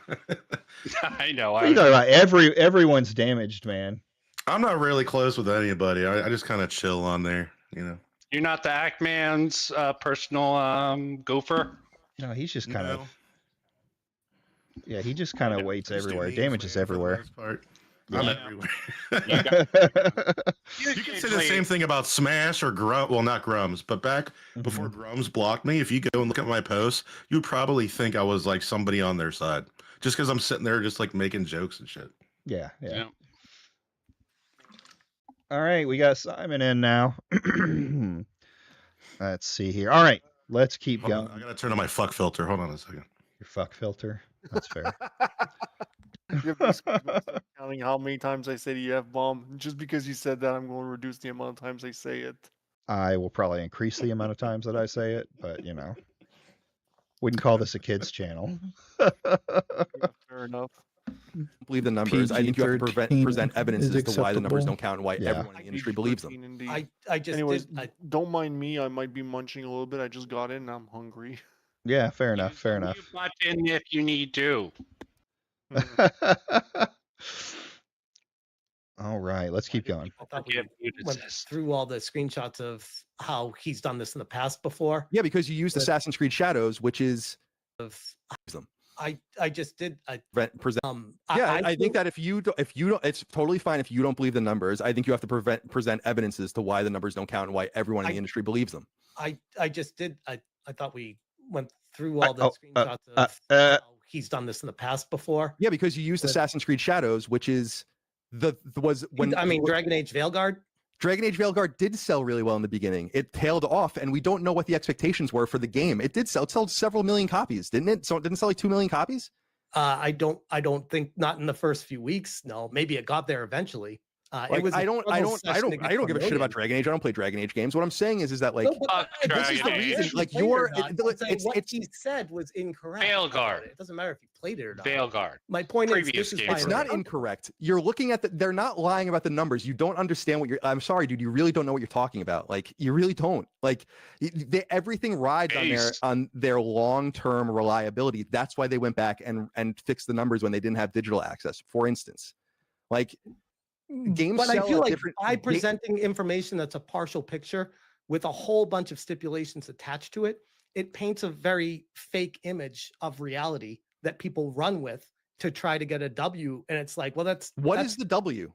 What I guess I'm curious. There we go. By with bad data. Go ahead. Have you seen the internet? What everyone's running with right now? How they're trying. The internet. Do you understand that Circana's data doesn't exist for the internet? That it exists for the paying clients that rely on its reliability? Then why does Matt even tweet anything out? Because I just said this earlier. Because they tease the numbers so that you subscribe to get the actual data. That's why they do it. That's why they've done it forever. And in fact, back in the PS3 era, they stopped even doing that, and everyone got mad. So they started releasing them again. Oh, wait until the end. Like this is a frustrating conversation because you say you worked at SOE. Like, how do you not understand this shit? It's like it's crazy to me. No offense. It's like, how do you not understand? I understand. I don't agree with it. Is my point. I feel like you don't understand, man. You don't. The methods. I feel like it's very disingenuous. It paints a false image, and you're saying it's fine, bro. This is how it works. Maybe that's where the disconnect is. Hold on 1 second, guys. What? You're gonna have dead air. Don't be Queeman. He found out he was burning his bacon. Okay. we gotta cover for how are you been doing damage? Oh, I've been all right, just chilling. How have you been? Not bad. I just find this whole thing funny because basically what he's basically insinuating is, it should be. Chat it up real quick. I gotta go check something out. All right. Like he has to basically, he wants the whole thing to be open source. Like, okay. Yeah, he's a commie. Okay. Yeah, exactly. He wants to give it away for free. Exactly, commie. But that's the whole. That's what I was about to say too. Smash is basically going commie. He wants it open source. But at the same time, even if the numbers were open source, you can still manipulate them and paint a narrative with that. Yeah, there's lies. You could say they're lying anyway. Yeah. There's lies, damn lies, and the statistics. And the statistics are also lying sometimes. Here's the thing about numbers. That's what that saying applies. Yeah, exactly. That's what it applies. You can make them say anything you want. Yep. Actually, hold on a second. Okay, we're gonna hold on. We're bracing for some deep. Well, keep no. keep talking. I was just gonna make a small point, but keep talking. Okay. Just be like, order in the court when you get back. Go on, Simon. You haven't been here long. What have you been thinking? Well, first of all, the whole thing with Assassin's Creed Shadows, like the whole thing they were saying with that, like I'll be honest with you, like most normies do not care about the numbers for starters, and this whole thing that people were saying that it was a big failure. It's like the game, like no, it wasn't, and Ubisoft has been the shitter for God knows how many years now. So I love when people like point to saying the game was a flop when it was actually one of their best selling that year. They just had a bad year and had dug themselves a hole for the last decade. Yeah, I would say they had a bad decade. Ubisoft is something for a reason. And again, this is coming from someone who's actually played Shadows, and Shadows was like, it was okay, serviceable. Like gameplay wise, I think it's a step up from all the other AC games that we have, and it mixed a good balance between like what the stealth and the classic stealth aspect and the RPG format. Story wise, it was dog shit. Probably one of the worst stories I've played since Syndicate and Bloodlines. Yeah. All right. Well, I'm back. Let's get back into it. this. Back to SmashJT. That is how it works. You have to find someone you have to find a new entity that can go to all the retailers and publishers and console manufacturers, get access to all of their numbers, and then give them to you for free. That's what you're gonna have to find. In the meantime, there's a company that scrapes all that data and charges for it.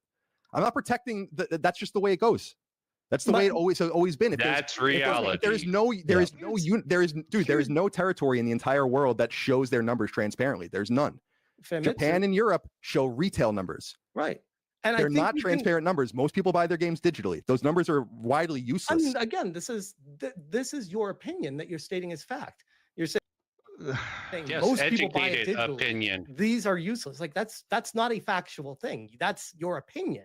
I'm saying this is a factual thing. Well, I mean, that's like the industry's opinion because physical sales are dying off more and more every year. So how can you compare you have to factor in when it comes to physical sales, you don't only have to factor in what the numbers are, you have to factor in how much has physical sales dropped from last year and the year before, so you can get an accurate account of what the industry looks like, right? Like he throws this up here like this is some kind of gotcha, but it's not. It shows, if you look at the context, that physical sales have been falling off.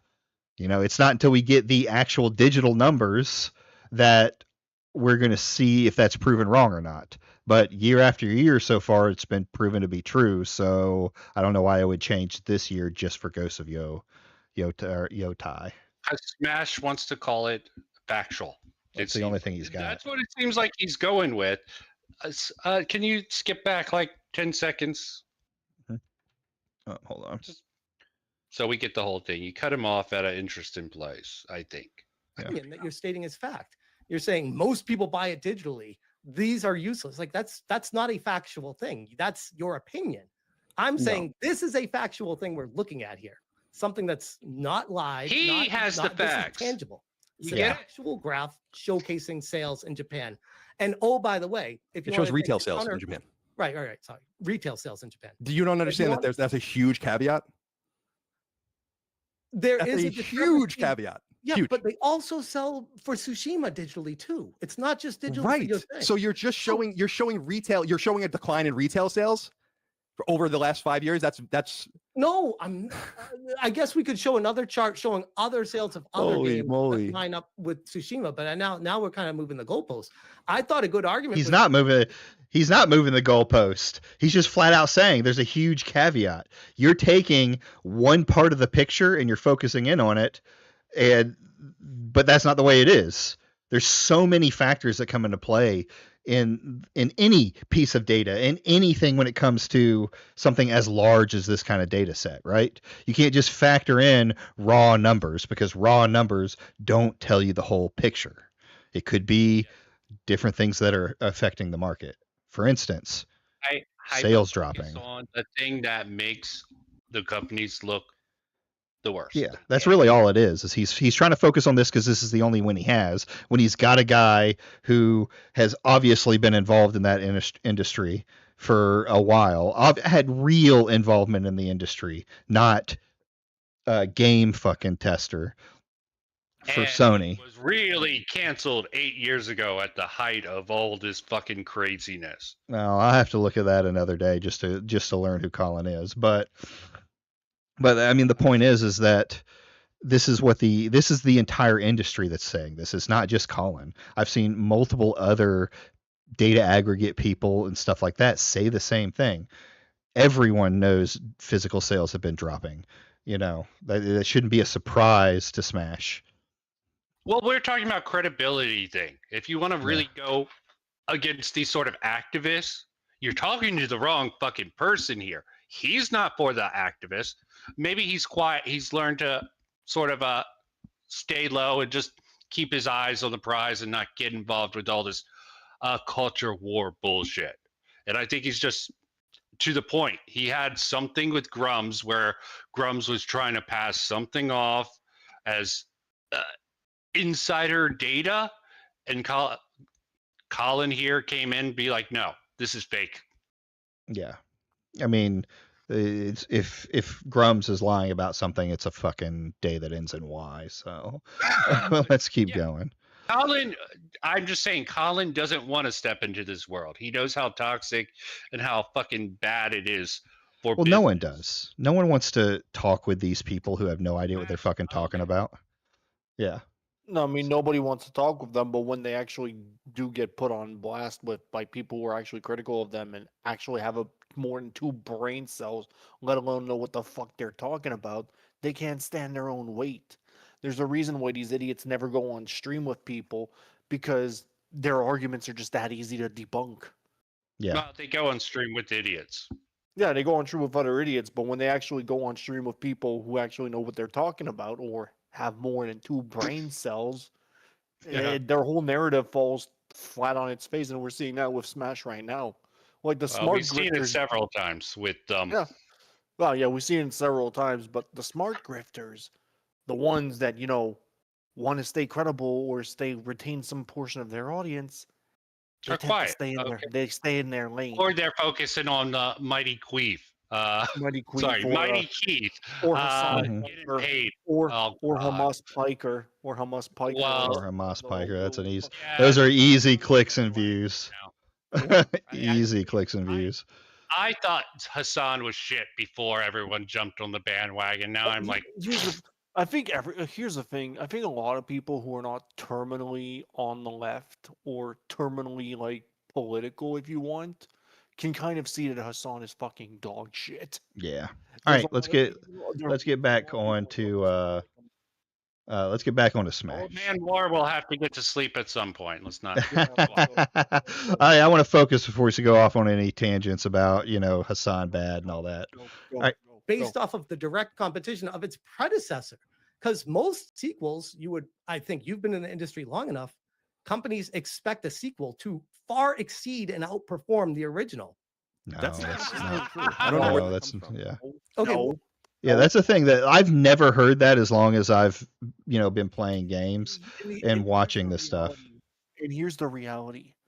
When it comes to sequels, most sequels tend to underperform their predecessors. Yeah, I mean, there was a whole thing about like Disney sequels and stuff like that. No one watches the Disney sequel. Well, not just sequels in general. Unless Yeah. it's part of, Very like, a few massive, sequels ever overtake it. Terminator 2, way better than Terminator 1. Unless it's part of a massive IP where there's like several different sequels to the series, then that's Star different. Wars.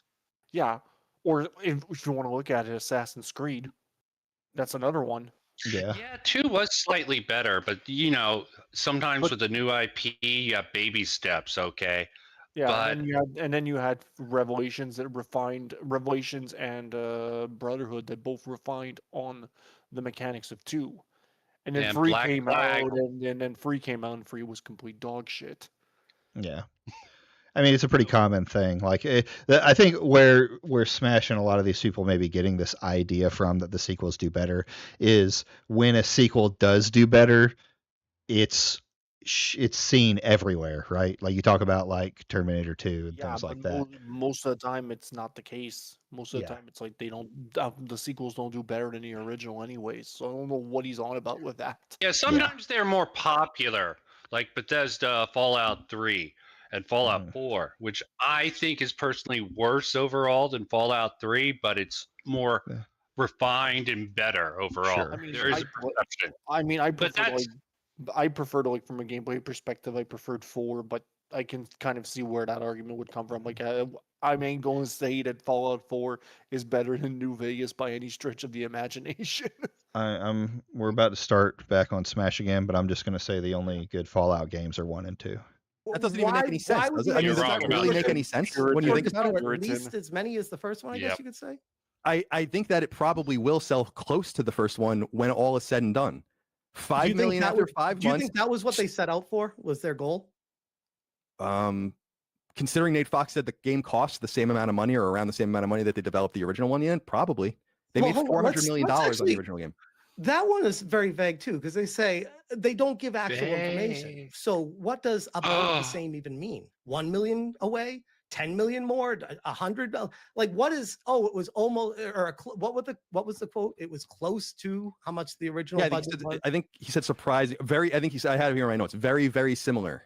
Very similar. So assume it's even 1.5x more. That brings it to 90 million. I assume the marketing spend is another 0.5x more. There we Sony go. has made all of that money back plus another $50 or so million, and now every single game that they sell is this pure Grok? profit. Correct. So if we're saying we'll say. You see his face like you just said I was correct. What else do you have to say? I do remember seeing Smash using Grok recently. I don't know if he it's uses it a lot. This. Here's the problem. Like I went into when you talk about Grok. I did Mama Max. Yeah. So the problem with Grok is people don't like. Grok is a great tool to start looking for things. I've been at fault for saying that going through something and saying that this is what's being said, but Grok is wrong a lot of times. I was in Word of Paradise's chat talking about First Amendment stuff. Why? Because I don't mind getting in there and talking with him. Grok isn't. I've done that before. Okay. A lot of the time. He wanted to cancel me. Grok isn't just wrong a lot of the times. It also tends to like answer certain question based off your search feed and your personal biases. A lot of them do that. Yeah. Like give you an example. This is like Nyara, I think, was the one who actually showed this as an example. She asked the same question regarding a certain like transgender topic to Grok, and it gave her one answer. Meanwhile, another user asked that same question who was more so on the far right. If you want, they were more so on the right side of things, and it gave them a completely different answer. So already it's not reliable when it comes to information. Not only is it wrong, but it also like confirms to your personal biases and what your search history is. Well, they're trying to sell it, so they want it to be amenable to the people who are essentially the customers. So whenever people let's not get too far into the AI. Yeah, you're right. We'll get off on a tangent on that. All right, back to Smash. So say it's 100 million for the budget. So you're saying right now that it's at 1.6 million they've sold. That's at 80 million.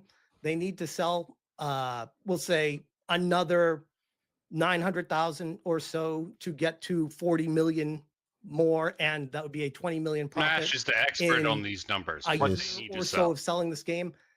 By the way, I want to be clear. I never said this game is not going to turn a profit. Here it is. This is the thing I talk about every fucking time. They always put little caveats. I never said directly it was not going to make its numbers. I just called it a failure 300 times. What Colin came on to discuss with Smash? Yeah. That's a better question. I mean, No, he's moving the goalpost. He's steering it in a direction where he thinks he has a own. well. Here's the thing: like Colin has notes that he's going to talk about and things like that. What Smash has is individual gotchas where he thinks he has the right information because he's clearly gone over this little fucking spreadsheet here. But And he gets fed this information by dipshits, okay? yeah, he does, and it's not worth its weight in salt. You do this, and you're basically waiting to get owned in something because if you're wrong, your whole argument falls apart because you haven't actually looked into the argument. Profit. I just said it's going to fail when compared to Tsushima and what could have been. That's always been my argument. My theory about this is that you guys don't like the game because it has a female protagonist. And let's go. Chicks that worked at the studio that said really stupid shit. Nate Fox fired her. So I don't know what else you wanted him to do. And that you're actively rooting against it. Like you actively root against all these other games for amorphous reasons of it being quote unquote woke. You say you guys. Yeah. I can't. The you guys. What do you mean, you guys? Oh, hold on. This is so fucking woke a Smash, okay? Oh, wait, he's like caveating. You people. Exactly. That's what exactly. Yeah. Yes. Why is people not seeing how woke Smash is? Or should I say how his behavior is like the SJWs? Continue. You say you guys. I can't speak for everyone. I can only speak for myself, which is all I'm going to do here. For me personally, this was the turning point for me. When I saw this, I'm like, yep. And a lot of other of you guys. And I think for a studio to even consider hiring an activist as their lead protagonist for a game, that is a very dangerous road to go down because then you end up in a situation where there are potentially multiple people like me that see something like this and say, I don't want to support that. This person actively hates me. Don't buy it. I guarantee you the vast majority of people who play Ghost of Yotai don't even know who the fuck she is. Yeah, they don't give a fuck. Okay. Did she write the story? Did she direct it? Did she do anything creative? Or did she read a fucking script? I remember arguing with that in someone like in another server I was in. These motherfuckers think that the voice actors have this massive sway on how certain lines are performed or certain things that they'll read or won't read. Well, blame that one chick who threw that Gamergate line for that perception. Well, let's just know about that. No, that one I don't know. Oh, what? I think it was Prison School. Or Dragon. I think there's two examples: Prison School and Dragon Maiden, where they made it politically. Yeah, the Dragon Maiden stuff. That was years ago. Go on. Yeah. Me and what I stand for. Why would I support a game and put money in the pocket? I mean, this comes down to politics too. Like, she doesn't have your politics. You are incredibly political online, so you don't want her working at the place because of the politics she has. It has nothing to do with activism or whether she's an activist or not. If she did her job, she did her job, just like y'all were saying. It doesn't make a fuck, you know. And if the company's woke, then that's the fucking company's prerogative. If everyone at the fucking company is woke, that's their prerogative to make whatever woke fucking shit they want to make. If it sells, it sells. If it doesn't, it doesn't. No one gives a fuck about your feelings or about the political stuff of the game if the game is good. Yeah, Antifa, as an organization, they have individual cells. Actually, they work sort of like how Smash is sort of, they try to keep individually, okay? They try to disassociate. So when one gets taken down, the rest can go away. They have this sort of disassociated effect. It's hilarious. He probably doesn't know anything about Antifa except for what Asmongold feeds him or other people feed him. He's a tourist to this political crap. And could he even explain why Antifa's bad? I'm curious. Yeah, I mean, that's what it comes down to. And like, yeah, Tiamat just said she was in Mortal Kombat as well as Anna Bray, the new VA. and they replaced her in Destiny 2. Yeah, I didn't know who the fuck she was in any of those games, and neither does any other fucking normie in there. They play Destiny. Wait, hold on. They like it. Hold on. She voiced Anna Bray? Lol. Okay. So yeah, I mean, no one knows who she is, and you know, it's just I'm repeating myself. Let's keep going. Of someone like that. I think that's great that you feel that way. It doesn't mean that like it why had you a bring it up as wide-ranging fucking effect negative to on the. me? I think that because you're projecting don't care everything about your about the feelings, game based on Smash. Sucker Punch's casting decision and the behavior of one of the people at the studio. There are plenty of people at Sucker Punch that don't like me at all. I know a lot of people there. There are plenty of people there that don't like me at all. I have to separate. Do you want to from the support game. people that do not like you actively? Dude, I'm a conservative in the video game industry. Mhm. That's not much of a choice if you want to play games. It's the creative industry. That's just Yeah. the reality of the situation. I would Hey, disagree. Lee, you with that. left. I Over think 10 the years. I only was the way most to conservative enact person I change knew. in the industry is to speak with your wallet. Yeah. And people are speaking with their fucking wallet, dude. That's the whole point. Buying the You're game trying. because it's actually good. Yeah, you're trying to say that the game industry is being ruined by woke, but you have to try and prove that people are spending with their wallets in the direction that you want them to. Ghost of Yoida is not showing that they spent it in the way that you want it to. So you're trying to backtrack on the idea of failures. The same thing Yeah. with Shadows. Yeah. Talking outside. People are talking with their wallet and yeah. People It's are talking with their wallet. approach, okay? Here's the- They're talking about the sales, but then when it comes down to it, it's about the activists.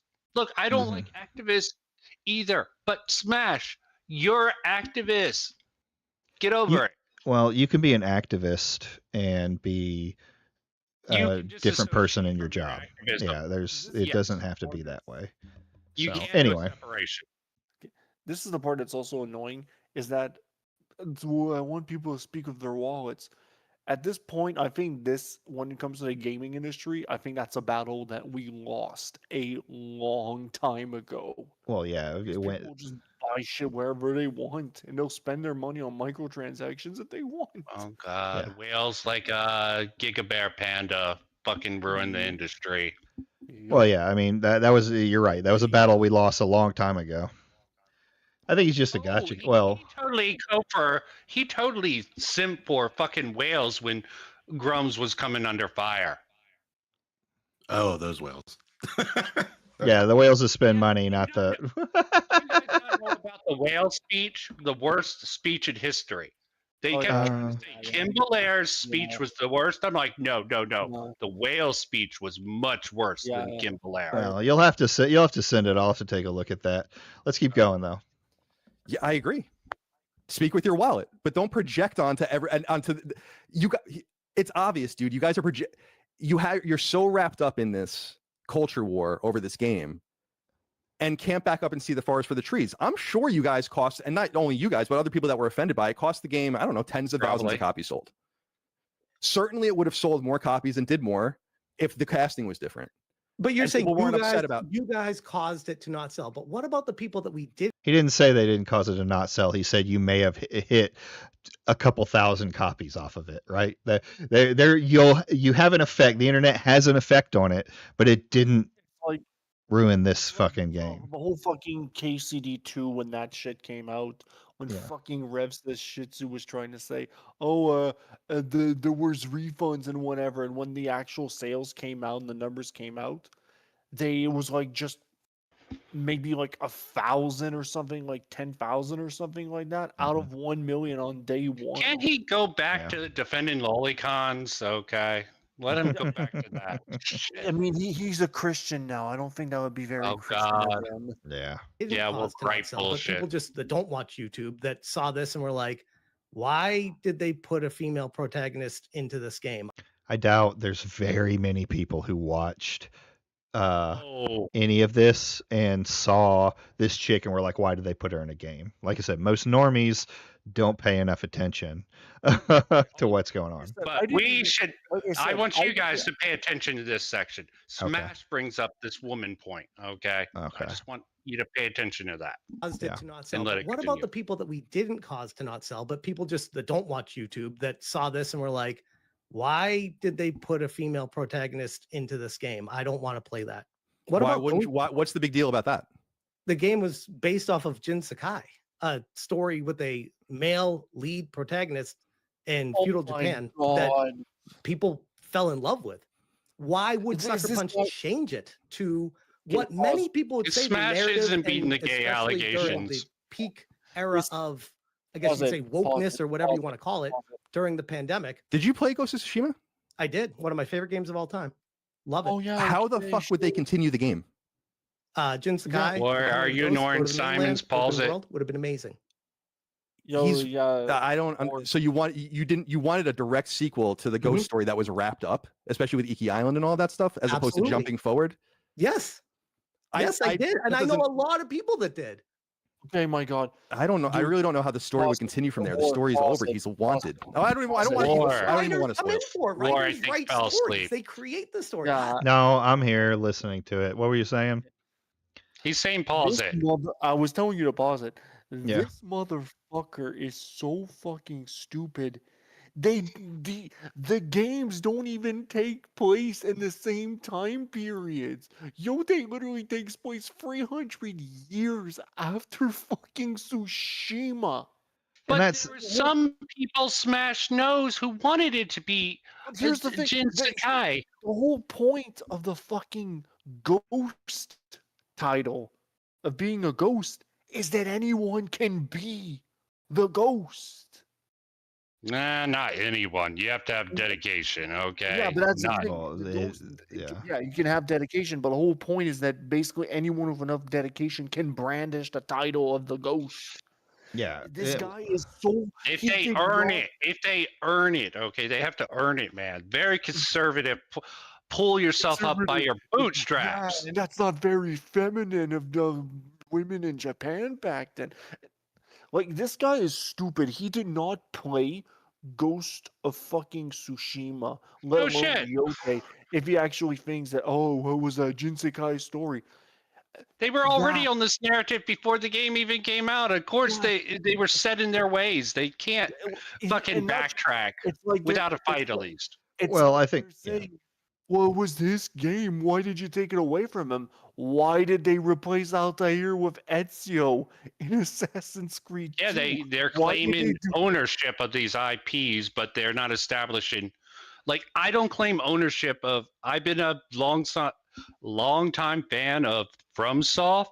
So when I see other people trying to claim ownership of it, I'm like, yeah, where's your videos talking it up years ago? You're sort of not proving your credibility. Well, here's my thing with Tsushima. Stolen Valor War. Here's the thing about Tsushima. Even I haven't finished the game, so I can't speak on whether his story was over with or not. The game was built off of a very specific time period, right? They got awards for making the game, from Japan for making the game super accurate, right? So the first one was that way. Why would they? Why would they stay? Like my whole thought process as a normie was, they're going to move to a different time period and do a different Ghost, which is obviously what they did. So I was right there, but I thought they would pick a different historical event, where it doesn't seem like Ghosts, or it doesn't seem like Yoita is actually connected to an event more than just a time period. So this is just like, I like the first one, copy paste first one, please. So and some games are like that, like Silk Song, the new what is it? Silk Song.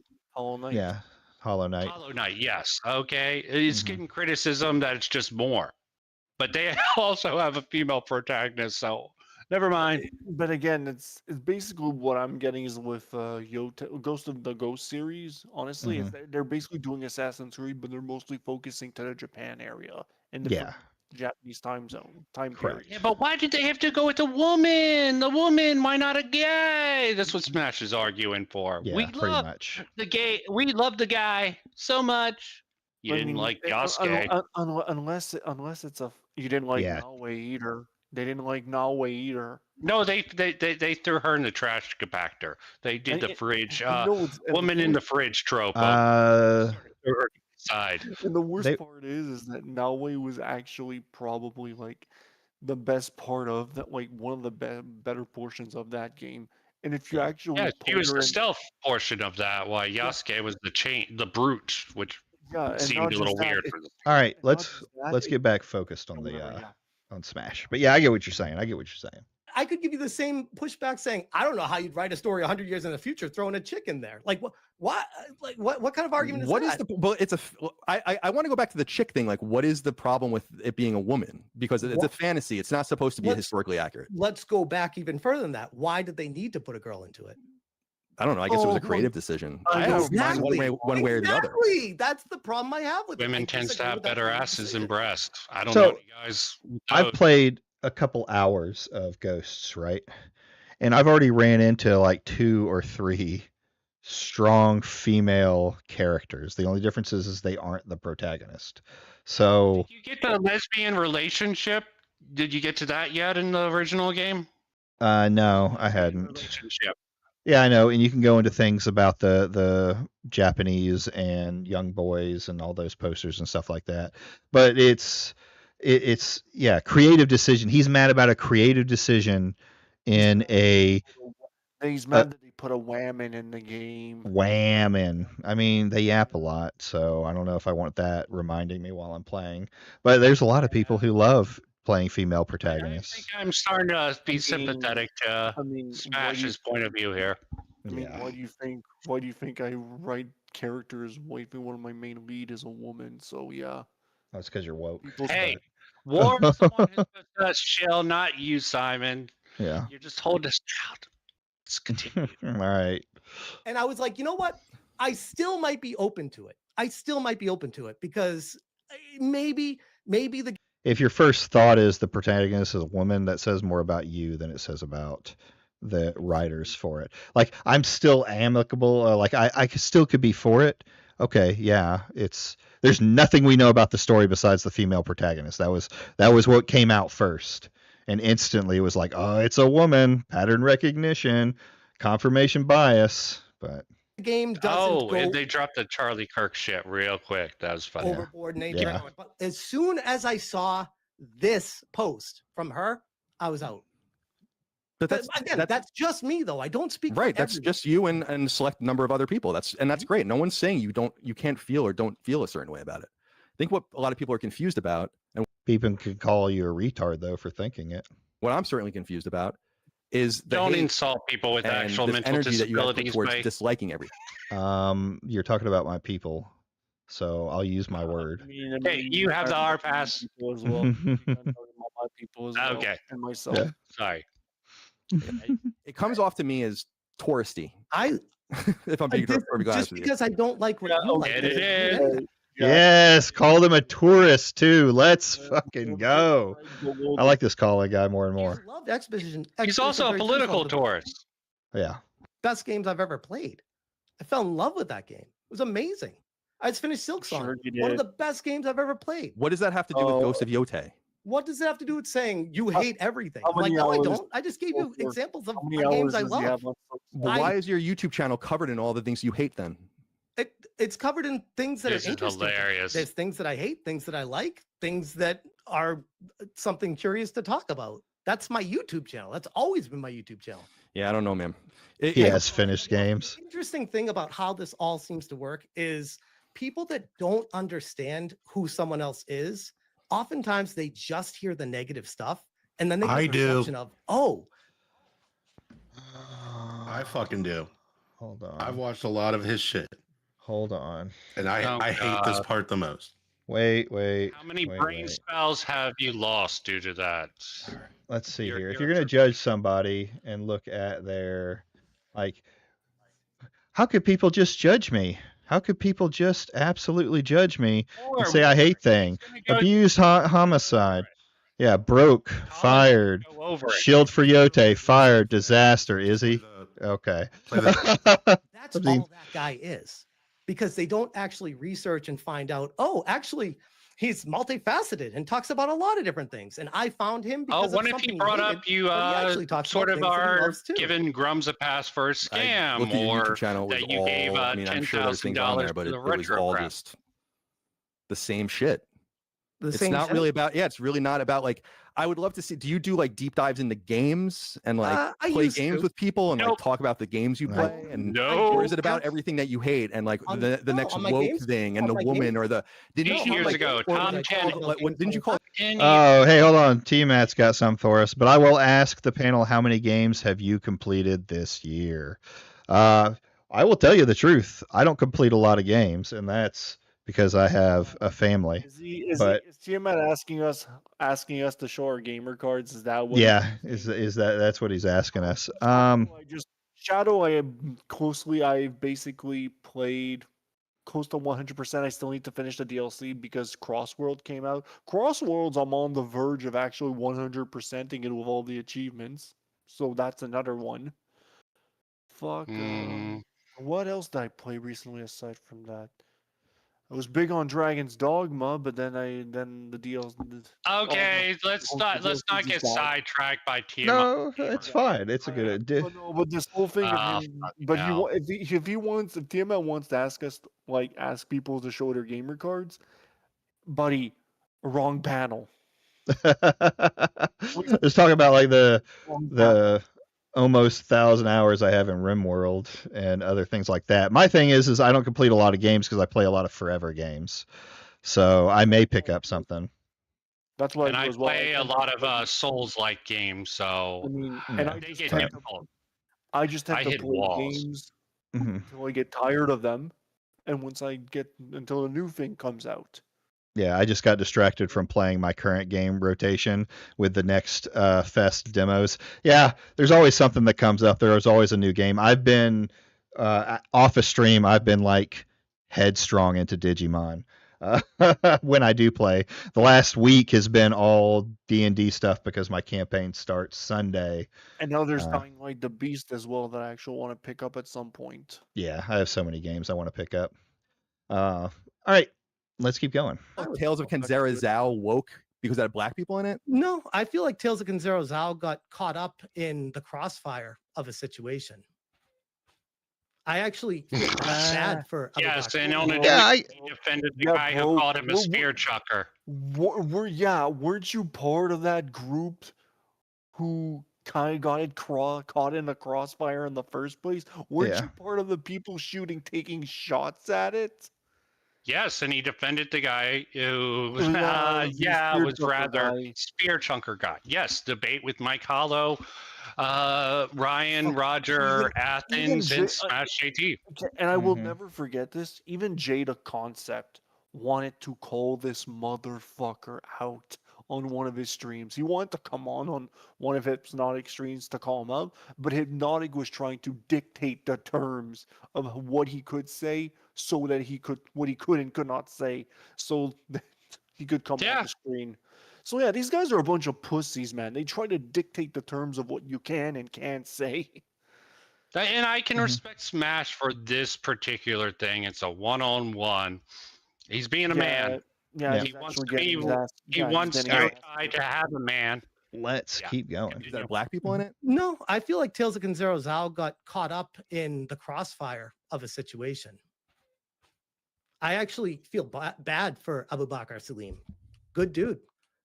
Yeah, okay. Yeah, I see what he's saying there. Well, if you feel bad for people like that, you should think twice about kind of some of the energies you're putting into the ether in the industry. No, I think it's bad. important. That's why we're here, is to find out information, to give the information to people, and to get it accurate.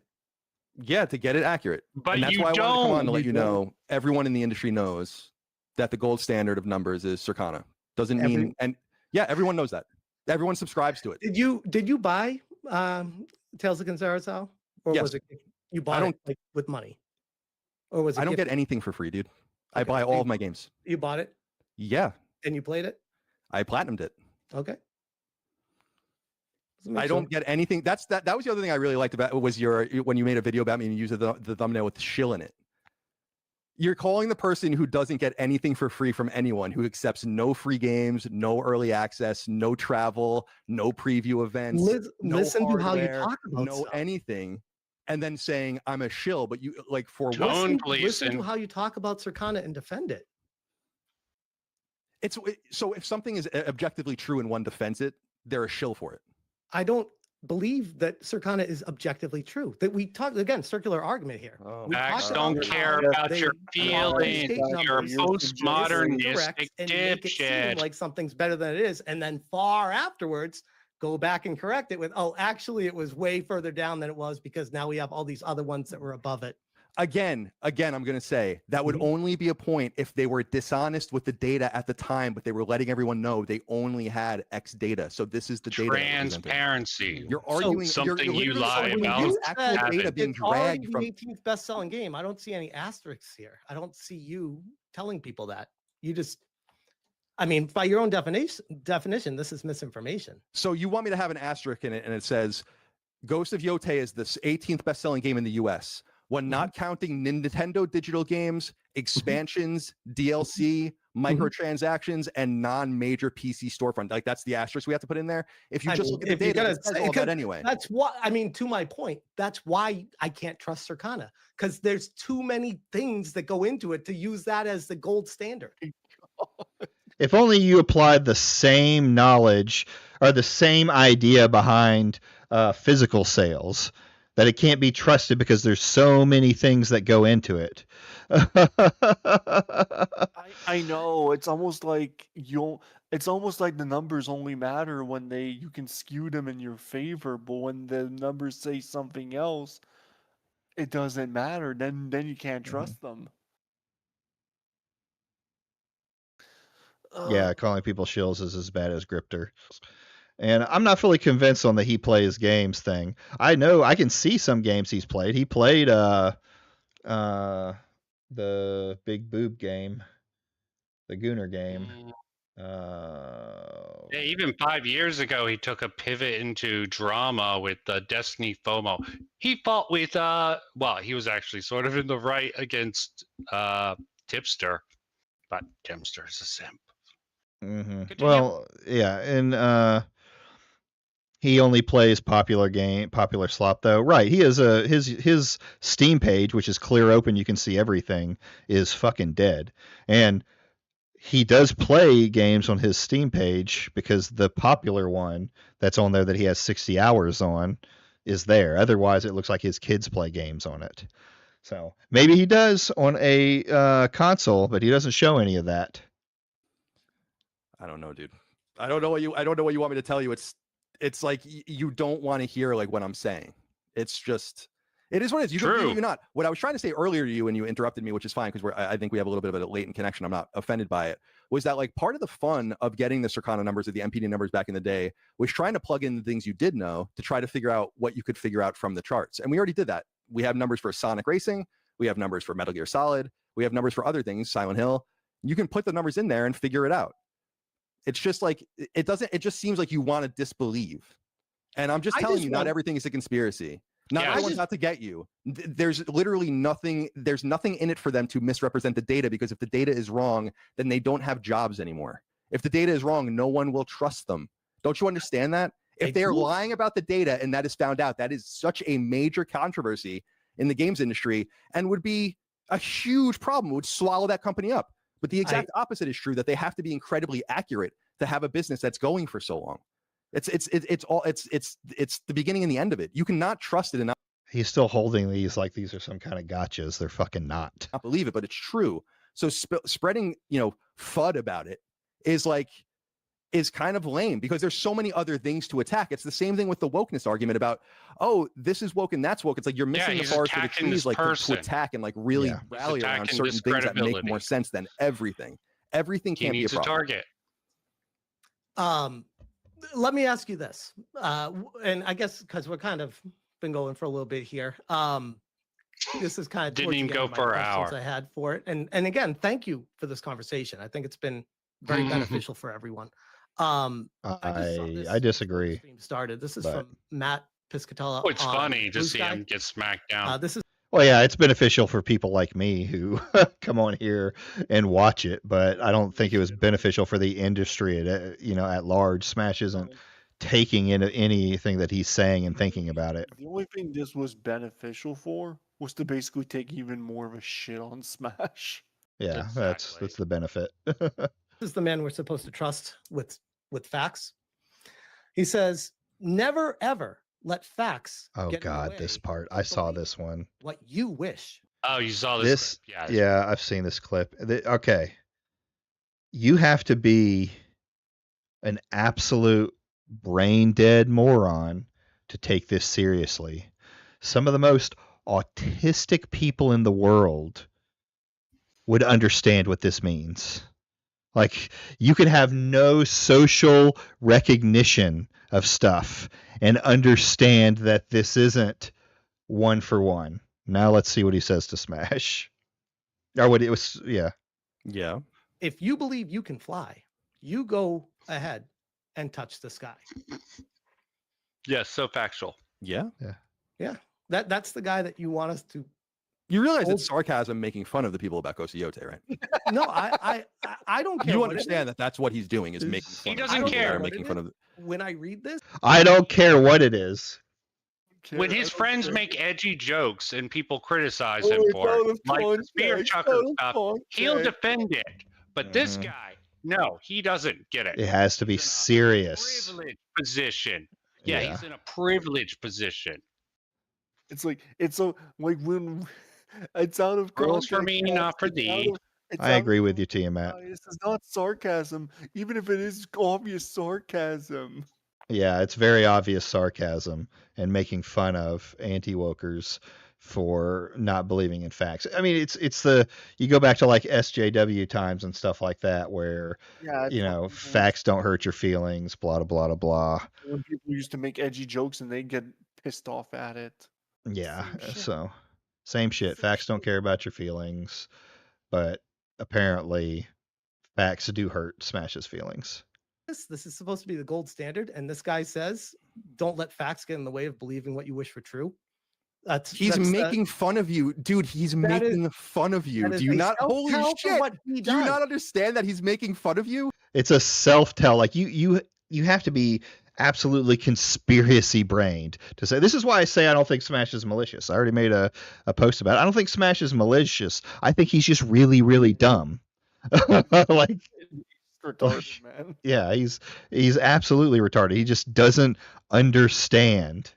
He needs to go get tested for something. Has it in his bio now. Okay, maybe that's why he changed his bio. Well, he didn't. He changed his bio a while ago. We proved that. Damage took care of that. So that was changed before this incident happened, long before. But I understand what he's trying to do. This is a self-tell. This is a self-report to me. That's how I to me. To him. God bless you. Yep. Standpoint. God bless you. If you've ever lit feminist theory, standpoint epistemology, he's woke, or at least SJW. There's a funny thing that happens in the South, and my grandmother used to do this a lot. She was like Southern Belle. Money South. No, not that. No. There's a thing that Southern women specifically will say to you, and oh God, now I lost my train of thought. Fuck. It's Sorry, bing, bing, bing. I'll quit. I'll remember it later and come back to it. But it's basically a saying like he's saying, like what he says right there is the equivalent of being like, oh, I see, you poor thing. Trying to do. This is a self-tell. This is a self-report to me. That's how I read God. God bless you, dude. That's how he read it, guys. This is like an oh honey moment, or a it's just like he realized at this point, huh? Dude, at this point, God have mercy on your soul, basically, is what he's saying. Yeah, well, he's just, it's oh brother, bless your heart. That's it, Tiamat. Thank you. Passive aggressive. My grandmother used to say it to all the kids all the time. Bless your heart. It is if Southern woman says bless your heart, yeah, she's being passive aggressive towards you. I think even I know that, and I'm not a Southerner. Yeah, you're an interesting cat. I will say this.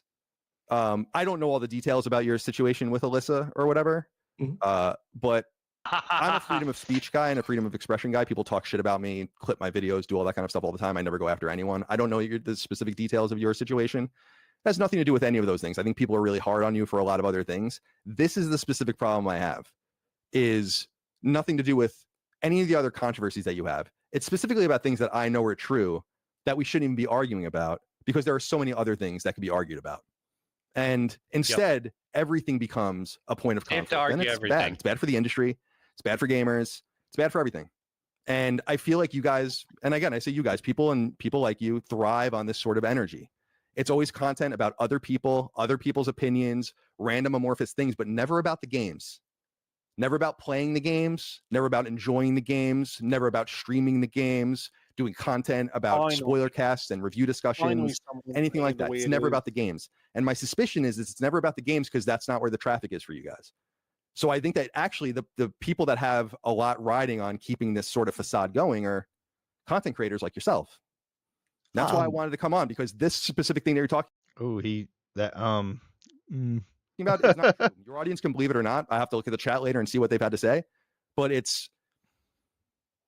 is what it is, right? Like, yeah, I just want I to don't like want to dispute interrupt. VG charts data, or you want to dispute Alinea data or whatever. That's different. But you're disputing data from the horse's mouth. That's Makes fine. no sense. I just don't want to. I don't want to interrupt you. You were on a good one there. I just want to focus on like a lot of what you said. Like, I stream games almost every single night. I talk about games every single time I stream. I talk about what I love about them. I talk about what I hate about them. Everything you just said seemed like a tremendous amount of guesswork and hypothesis about someone you know nothing about. And I don't understand why you would do that, because it makes you look really foolish. Yeah, he's pretty much gone to he has no other arguments to have, so he's trying to say that Colin is trying to character assassinate him. Right? You don't know me. You don't know me, bro. You don't know me. Did you know back before a lot of this stuff accelerated, I invited Smash on while I was going over his history. Him and I found out he muted me because I also asked other people who knew Smash in the past if they wanted to come on and give me some context around that. And I found out Smash muted me at that time. I'm like, Jesus Christ. I'm giving you a chance. I did the same for Giga Bear Panda also. No one cares about fairness. I so far haven't really cared enough because I can just ignore. I mean, it's normal behavior in YouTube from the early 2010s. Yeah, you're right. I don't have a problem with slop content. I make slop content. And you know, talking back and forth. Was on that stream with Smash, where I went over Smash's bass. That's funny. Nice. I forget about that. It's been like a year.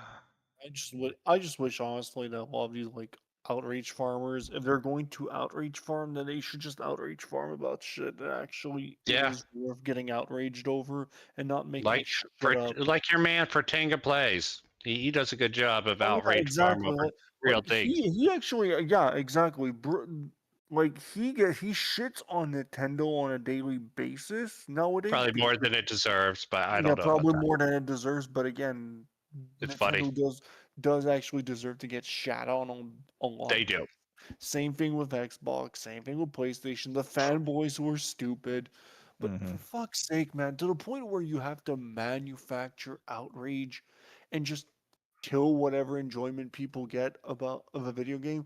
Like, this is why whenever I see a video game get announced, I'm just like, oh fuck, okay, what the what is the internet saying about this one? Yeah. What are people saying about this one? Well, it's just become this whole thing. I think the worst thing that happened to the internet as a whole was when politics really started getting involved. But let's keep going.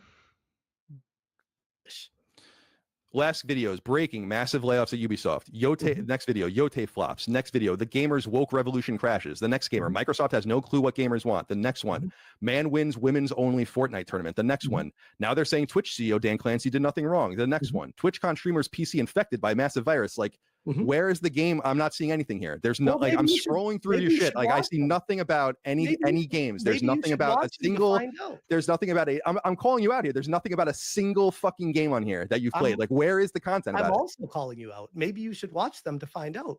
Because I mean, we both live in this world. You understand how you title videos. Why should he? You're the one who quote tweeted him and pretty much implied that he was a shill or something. And again, why? Here's the thing. Why the fuck would he watch his video when his videos have nothing to do Ooh, let's see with then. gaming. It's just him bitching about wokeness. Yeah, well, here's the thing. Okay, of Alison Mercante. He's such a victim. Yeah. Well, here's the thing. Like, if your thumbnails and your channel is going to be a representation of the content that you do, you do think this one is a nothing argument, though? Oh, well, here's the thing. I don't disagree with the idea that like Smash can make whatever content he wants. You know, Yeah. but Smash trying to pretend that it's not you know, just rage bait, like that this isn't a representation of him is also ridiculous. Colin, what's Yeah, Colin's? pretty much is rage bait. That's all his content is. Yeah, oh, that's fine. You know, that Sacred can be you. It's Colin's just podcast is Sacred Symbols. I would look it up. I would just look him up on X. Okay, he probably has a link. that's probably true. I'll look it up as we go through here, but that's a good thing to look at what he does and his stuff.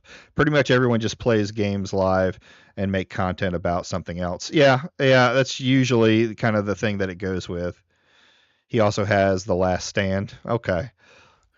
Get people to get in there and watch what you want to talk about, right? No, this isn't like we title all the Sacred Symbols episodes after random song titles. So no, we don't do clickbait, actually. Okay, well, I wouldn't argue it's clickbait. I would say it's a way to get people. It is interested in a clickbait. topic What? that you're gonna be Why talking deny about. that? It's I don't even applicable, it's deny not that I lying fucking use about what the clickbait. topic Do you, is, War? But it's probably the most interesting part of the story in the video that I want to highlight.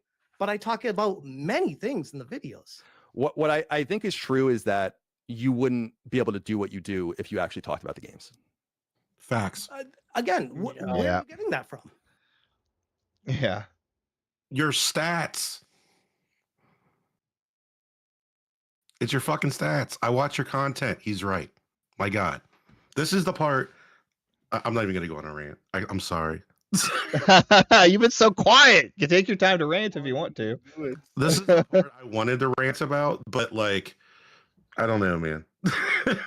Well, I would go on for so long that like I'm not. What time is it? We're about 5 till my normal time, but we're almost done with the video too. I will say this real quick. Okay. They're both technically correct, but Colin is like correct in like a way more substantial way. He's trying to say like, well, I play games and I talk about stuff where like, you know, I'm positive about games. And it's like, yeah, but that's such a small part of your content. And like earlier, he's like, oh, I live stream almost every day. Okay. I can personally confirm that's true. But like, if you look at his channel where he live streams his games on SmashJT Live, it is nowhere fucking close to his main channel. Oh yeah, absolutely. Vast majority of his money, his views, ad revenue, super chats, all that shit is on his hate content. And that's Colin's point mainly. Now Colin is saying like, I don't see that stuff. And I don't know why Smash didn't just say, well, here's my other channel with these you know, live stream games or whatever, because for the most part, if you look at it, you can't see any stats because it's members only. But unfortunately for him, there's a couple of them that I see right now. One has 742 views. The other one has 670, and that's 10 days and 12 days.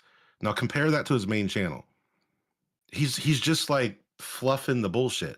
So he's like technically telling the truth that he like does that stuff, but it doesn't fucking matter because that's not what the meat of his content is, and it sure as hell isn't what he makes money off of. Like, yes, you make some money. Yeah. Like for the most part, like it's like what, like 1%, 2%, 3% of what he makes. Yeah. I don't know. Well, it's you could say that with a lot of people. Like, yeah, you know, they were was it Simon who said it? There's a lot of people who play games on either their streams or have a second channel for gaming.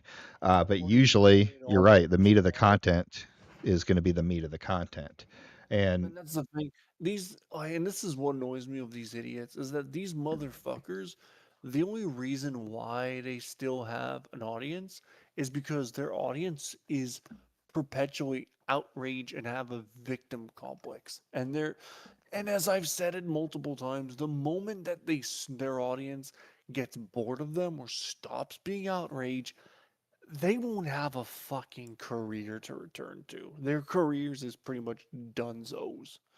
Because these idiots have shot their reputation in the foot so hard that nobody fucking takes them seriously anymore and nobody wants to fuck with them. So all they have left is the outrage.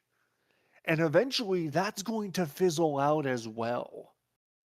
It depends. If they can move into the broader political spectrum, that's pretty much evergreen content. But even then, that's a saturated market. Here's the thing with the broader political spectrum too. Yeah, it's first of all, it's an oversaturated market. Second, there's a lot of people in this political spectrum. It's also a very like intellectual market to some extent. And the people who actually know what the fuck they're talking about tend to body the people that don't. Asmongold is an anomaly. It's because he has a massive follower and he came into the whole thing with a bigger audience than the people who have been there for God knows how long. Yeah. To be fair, does anyone in the political space actually take Asmongold seriously? No, nobody in the political space takes him seriously. Right, and he's the biggest one. They're sure as fuck not going to take Smash seriously. He's screwed. Taylor Cohen doesn't talk about him because he probably has heard about him, but he doesn't really care enough. I know that Secular Talk has spoken about him a couple of times, but overall, people in the political sphere, they rarely talk about him, and when they do, is when he says something really, really fucking stupid. So here recently, fairly often. Well, not even. Not even. It has to be really something really stupid that actually catches their attention. Well, there's a sphere in the political thing. Just real quick, when I said he's fucked, I meant he's fucked if he loses his YouTube gig, because I don't want him to clip that out of context and me not to have like some kind of rebuttal, you know, to say like I'm not saying you're fucked right now. Yeah. I just want to make that clear. But if your YouTube goes down, you are fucked and you know it. But I'm just saying. Well, there's this. Since I gotta drop out, I'm just gonna leave with I disavow everything. Everything. Bye. I disavow nothing. Goodbye, Vincent. We'll finish up the last little bit here. Now, there is this market that has formed around a bunch of what we'll say retards in the commentary / political / space. It's a circular of Ethan Klein, Asmongold, Hassan Piker, in that whole sphere that has become like a interlude. That's kind of more of what I mean. Like, there's no way Smash is going to get on and politically debate anybody intelligently, right? I would say the same about myself. I mean, most of these people will never get on debate people political intelligence. Rev says Desu seems to be trying to go down that route, but I don't think he'll ever manage to break the ceiling on that because he's just that much of a fucking retard. Yeah. So it's also the pendulum's swinging the opposite way when it comes to that kind of content. That too. It's like at the moment it's not on the side of people who are on the right. Yeah. It's on the side of people who are on the left now. Well, the power is on the right now, right? So that's like it was the opposite. So you've got the loud people on this. It's a weird thing. Could anyone tell that I was? No, I had no idea you were being sarcastic, Vincent. I can't read things like that. Let's finish out the last of this video since we're starting to go over time. Looking at all of your videos, okay, like all the titles of your video is like. So I want to understand is within the confines of the video titled "Asmongold destroys Sony Pony fanboy." Is there like a deep analysis of Kronos: The New Dawn in there that I'm missing? How about is there behind the video the title "Goonergate Returns: The Extreme Right"? Is there some sort of real deep dive into like what Xbox's strategy is? Probably not in that video, but Colin, you have to understand. I publish 4 to 6 videos a day. So sometimes you'll find a video that I post that does apply to what you're interested in. That's the beauty of all this. Sometimes. I'm a month back now, and I don't see anything on here about any games. It's felted by the Sony Pony. I'll agree to that. I talk about video games. I don't talk about other people and other people's content. I do too. I'm just making the smart decision of not talking about it because I don't know enough about what you talk about to even go down that road. You're doing that with me, and you're making a fool of yourself right now. No, I'm not. I'm reading the title of your own videos. You absolutely are, because people. You can't just say something. All right, you can't just say something into being. He's not making a fool of himself. He is telling you. He's making a fool out of you. Yeah, he's telling you what he sees. This is the perception of you. This is what you put out on the internet. You see the same thing with every tweet you put out. So all of your tweets are this same anti-woke content. All of your videos that you can see are this anti-woke content. You rarely play a game on stream, but you use that as some moniker that you are. I play games too. I do that. There's positive content on there somewhere if you dig deep enough. No, this is the perception of you that you have built. This is who you are. This is who you are, at least on the internet. That he does. Sorry, my bad. Oh, go ahead. Go ahead. Even the positive content that he does is still like in the same kind of like negative way. So when he's being positive about Stellar Blade, it's all because like, oh, it's still anti-woke content because he's saying, hey, this is what gamers want. Look at this hot chick with ass and tits. It's the same shit. Yeah. Don't come out saying, man. Stellar Yeah, it's just basically copied Nier Automata's homework. It's very typical. Yeah. Yeah, it wasn't something. It's just discount Nier Automata. As simple as that. Yeah, and it's still such a failed game for them to. And it's not a failed game. Obviously, it was a success. That's not what I'm saying. But it's when you look at it from a U.S. perspective, it's not the winning game that they think it is because they didn't look into the numbers. They just go off face value, Steam charts, things like Grums that. is going to call you racist. That's fine. He can call me racist. I could show him some things, but Of him being called racist for just a very true statement. Yeah. Oh yeah, All that's he so said was funny. it's sold well in Asian areas, and Grums is like, He said 80% of those numbers were from China. Yeah, it was crazy. Like usually, if you look at the market, there is a split fairly evenly between China and the United States. We're the largest markets in the fucking world. I mean, like it did fine. Like, I don't know why it did. According, like this is one thing I probably like wanted to talk when I heard when Colin said it, that the U.S. market is the largest market, gaming market in the world. I believe that's not fully true because I think China is actually bigger. You just don't hear about the numbers as much because numbers in China are never accurate. True. Because It's also a ton of China's like the largest market that they're talking about with China is pay to win gotcha games and stuff like that. Exactly. A lot of it's on the phone. Yeah, it's a mobile market. So that's why Blizzard was trying to jump into it. Is because there's a shit ton of money to be made over there. So China is odd on the market. We love gotcha games. That's right, Tired Kimoji. We love our gotcha games here. China bad for a few years. Now everyone loves them. Yeah, I know. I've never this whole thing that they're going.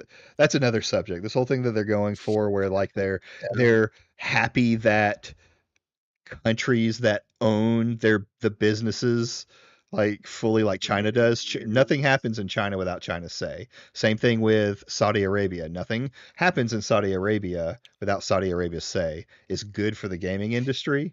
Is fucking. Didn't they just shove like there was a game that came out recently that Saudi Arabia shoved one of their football players into, their soccer players into. By the way, the Ubisoft game you were talking about earlier, Skull and Bones, it was Singapore. And it was Singapore, that's what it is. Yeah, they had made promises to Singapore and got money from Singapore. So that's why. But here's the thing though. This is something I'm going to let you in a little secret. Mhm. Like governmental grants for creative projects, whether it be movies, video games, TV shows, is not uncommon in most places in the world. Yeah. It's not. It's not uncommon in the US. No, yeah, people want to make in the US. Government wants to impress. It's more uncommon in the US because it tends to be you guys tend to be more privatized. But you don't. It's in the rest of the world. It tends to be very frequent. No, well, no, because there are things in the US. like a lot of the things that people talk about where if games fail, they can get their money back for it. I know there was a big thing about Disney doing it. That's through a government grant.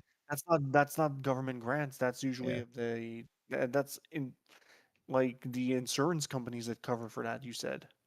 I did say that, but I'm pretty sure it's more government grants. U.S. government grants, Video Games Esports Foundation, EFF. They offer $300,000 in scholarships for students who win. Gaming Service Providers Grant tracks over 10 funding programs, $1 million allocated to gaming service providers. Yeah, I mean we have them. Yeah, you're probably right. It's less common in the U.S., but there's still a heavy. It's more so for service providers. It's not for actual like products. There's not anything huge. Yeah, there's not anything huge. Video games. It's you said was the closest thing to that, which just country wants to fund art programs that it's meant to impress the rest of the world. It's kind of usually what they do that. Yeah. That's why Saudi Arabia is biting up so much of the gaming and movie industry. They want to be able to. We're smarter anyway. They can handle a game having a grant. Anyways, let's get back on it. True. Yeah. Destroying you right now. I'm seeing it. Like. Whoa. Title of your own videos. You absolutely are, because people that watch me know that you're making a fool of yourself. If you read the chat, they would be. Oh no! Audience capture. Come on. Destroying you right now. I'm seeing it. Like. My people, the people who like me, are saying that I'm destroying you. Can I just point one thing out? Yeah. I recorded this entire live stream with a live full screen on the right side. Once this thing ended, it was like a huge percentage of Colin W's. I just want to point that out. That's funny. It was just so psychotic. Well, I saw the survey that he put out. Hopefully he puts it on here, but I bet he cuts off early. Got bodied. He basically got bodied by his own chat. Yeah, now the cope is I saw someone saying, well, a bigger YouTuber is going to come in and inject more of his fans into the chat. So it shouldn't matter. It should be what the topic is. I don't know. People cheer on, not too much. Yeah, I agree. Literally not serious about a serious topic. Did anyone here watch it live? I know Wargaming Dad didn't, but I didn't know this happened. I didn't. I was only made aware of this morning when I saw Wargaming Dad post talking about it. I know Vincent did. The reason why I brought that up is because I'm not sure what the live viewer count was. When I joined in the street, like he wasn't even talking to Colin yet, but I remember specifically, I'm about to go take a smoke break, and it was like maybe 10 or 15 minutes into it, which you would think like most people like would be there at the time. And I checked on my phone, and it said there was like 600 something people viewing this live, whereas Smash, when he usually does a live stream on his main channel, has between 400 and 500. So he like if that held steady, and there wasn't like some like weird influx of like viewers where it got to like 2,000 or something, then him insinuating that it was like some, a bunch of Colin fans coming in saying that in the chat is horseshit. Yeah. Well, so according to Tiamat, he says it peaked at 1,200. So that could be true. But here's the thing too, you got to think of too. There's a lot of people that hate SmashJT on the internet. When I saw this, everybody who goes at him, goes back and forth with the anti-wokers, was cheering this on, right? They wanted to see this happen. So to say that they were all,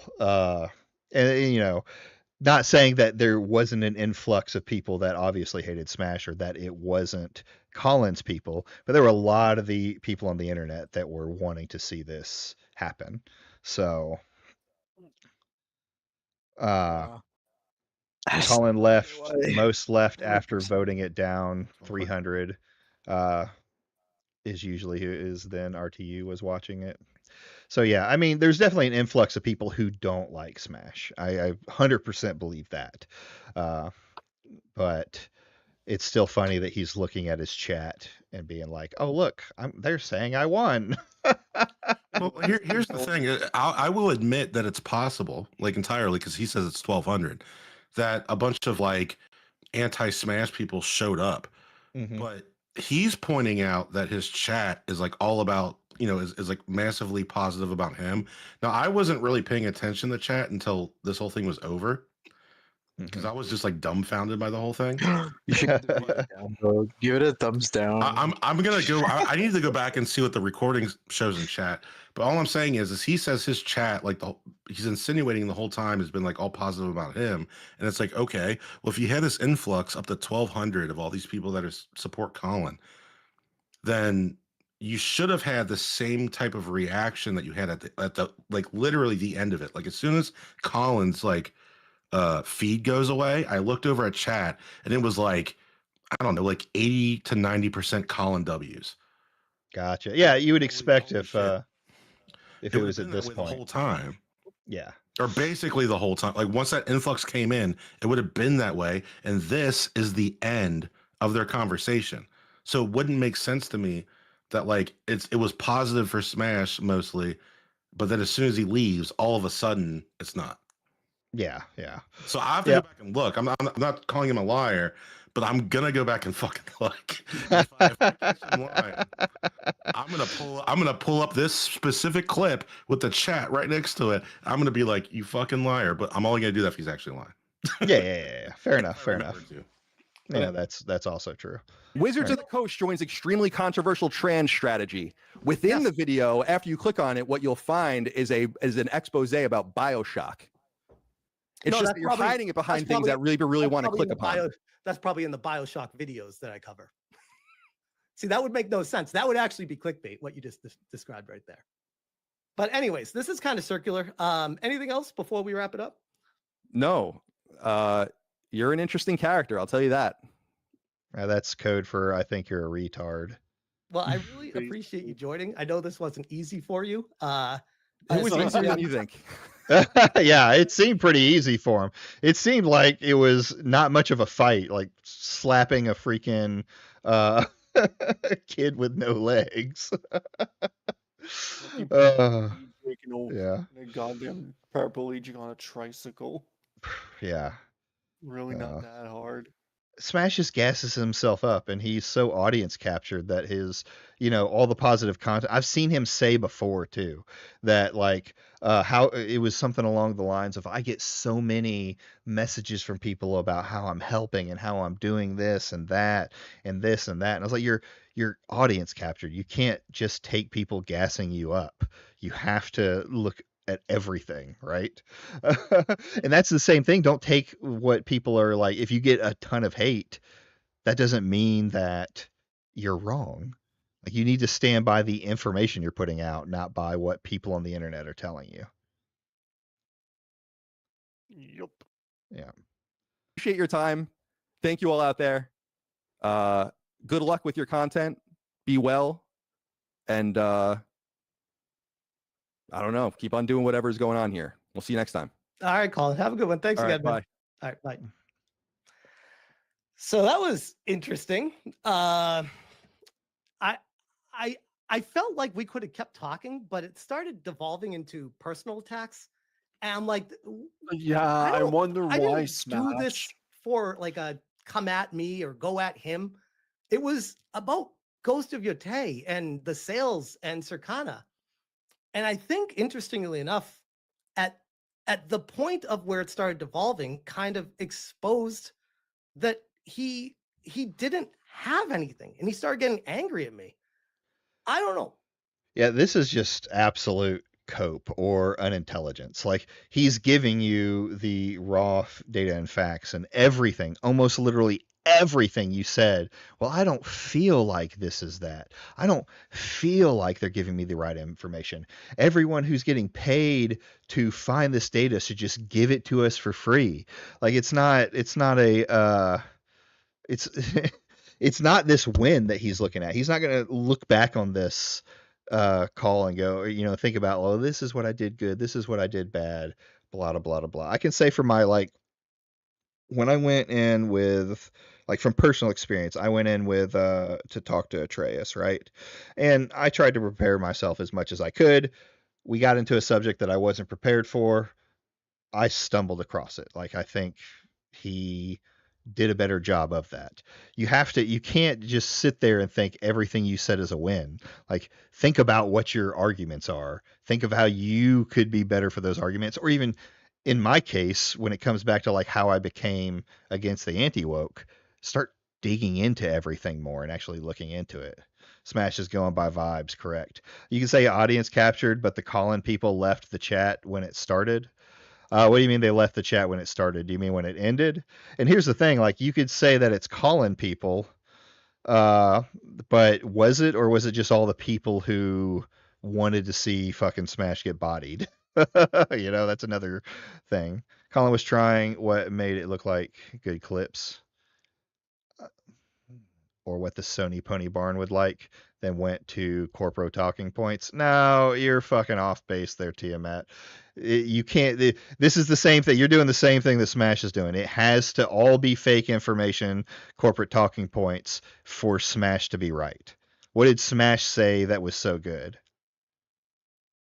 Nothing. Absolutely nothing. And ratios don't fucking matter. I don't give a fuck about ratios. Like, that shit is so gay when people say someone's ratioed. No, like, here's the thing. It's the whole thing with ratio is that it's so stupid because, oh, look, I got ratioed by the bigger creator or whatever among a bunch of likes on Twitter. It's like, who gives a fuck? It doesn't mean you're right. Yeah, What it doesn't. creator? Hold on. What's the bigger the creator? what creator? Bigger Oh my god, I creator. heard something else, bro. Oh, you heard something. Your mic kind of like cut out so low that it sounded like you said something completely. You didn't say that, but I was like, bro, what the fuck? So yeah, I mean, it's Oh, to me that's low points. I mean, even with the thing when it comes to Smash, it's funny. It's absolutely funny that Smash does this survey and he gets fucking called out on it, but it doesn't mean anything. It just means there was more Smash haters in the chat when he did that survey, right? Cough, Asmongold cough going against Synth Potato. Hold on 1 second. I sent you a okay, so hold on. I sent you a DM of the like right when Colin leaves, like literally like I don't know, like 10 seconds after it. You will see a bunch of Colin W's in there. But what I went to before when he was talking about the chat, it was like 50-50. Oh, was it? So he's literally only paying attention to his part of the audience. His part, yeah. Right. So it's audience it was like captured. half and half. So his chat wasn't like fully siding with him, but it wasn't like a landslide either. It was basically half and half. But as soon as it fucking ended, it was done. Colin isn't killing it. This made me love Smash even more. Ha ha ha. SmashJT and his fans don't like video games. They like complaining about them. Smash won, to be honest. Colin W, Rip JT, Colin W, Colin L. Colin, look up Smash other channel, you moron. Colin W, Colin L. Later, Colin L. Colin is dumbfounded at how uneducated this man is. Colin W, not even close. This is gold. That could go either way. The Colin bots are coming in. You can tell because they call SmashJT. Got to be bots. If it's talking against us, it's got to be bots. How many times we talked about people only judging things only by checking titles? Okay. Oh my god, shut up. L, goodbye. Easier than you think. Easier than you think. That's funny. Colin loser. Sony, PlayStation, Sony. Yeah. Seems a little bit more on Colin's side even during this one. Let's see what he said. Does he put in the survey? By the way, I see. Obviously, wait, hold on a second. You can. There's a. You're viewing this on YouTube. Yeah, you're viewing this on YouTube. Scroll down. You should be able to pull up the live chat. Oh, hold on. Was that a video? I thought that was just an image. Oh no, this is No. this is not the this is his clip. He clipped it and put it on the internet as a separate video to try and save face, I guess, to show that he wasn't going to hide it. Wait, what? So, yeah, this is a separate video. Oh no. He has it on. Okay, click his channel. Yeah, I know he has it on his channel, but he also made this clip for it to make it easier for people to find. Okay, I didn't know you did that. I thought you were saying that he deleted the live and then uploaded. No. As far as I know, the live is still up. Why is Wargaming Dad the second most searched thing on your YouTube? Is it? Yeah, it is. I have no idea. Oh, probably because I mean, I go into studios a lot, but I don't search myself. That's weird. Actually, most of my searches have been around D&D here lately and about live. You can't do it on the video. Oh, is it? Yeah. Old man. Chatting with Colin. Yeah. So let's go. Yeah, pull up the live chat. Yeah. Be well.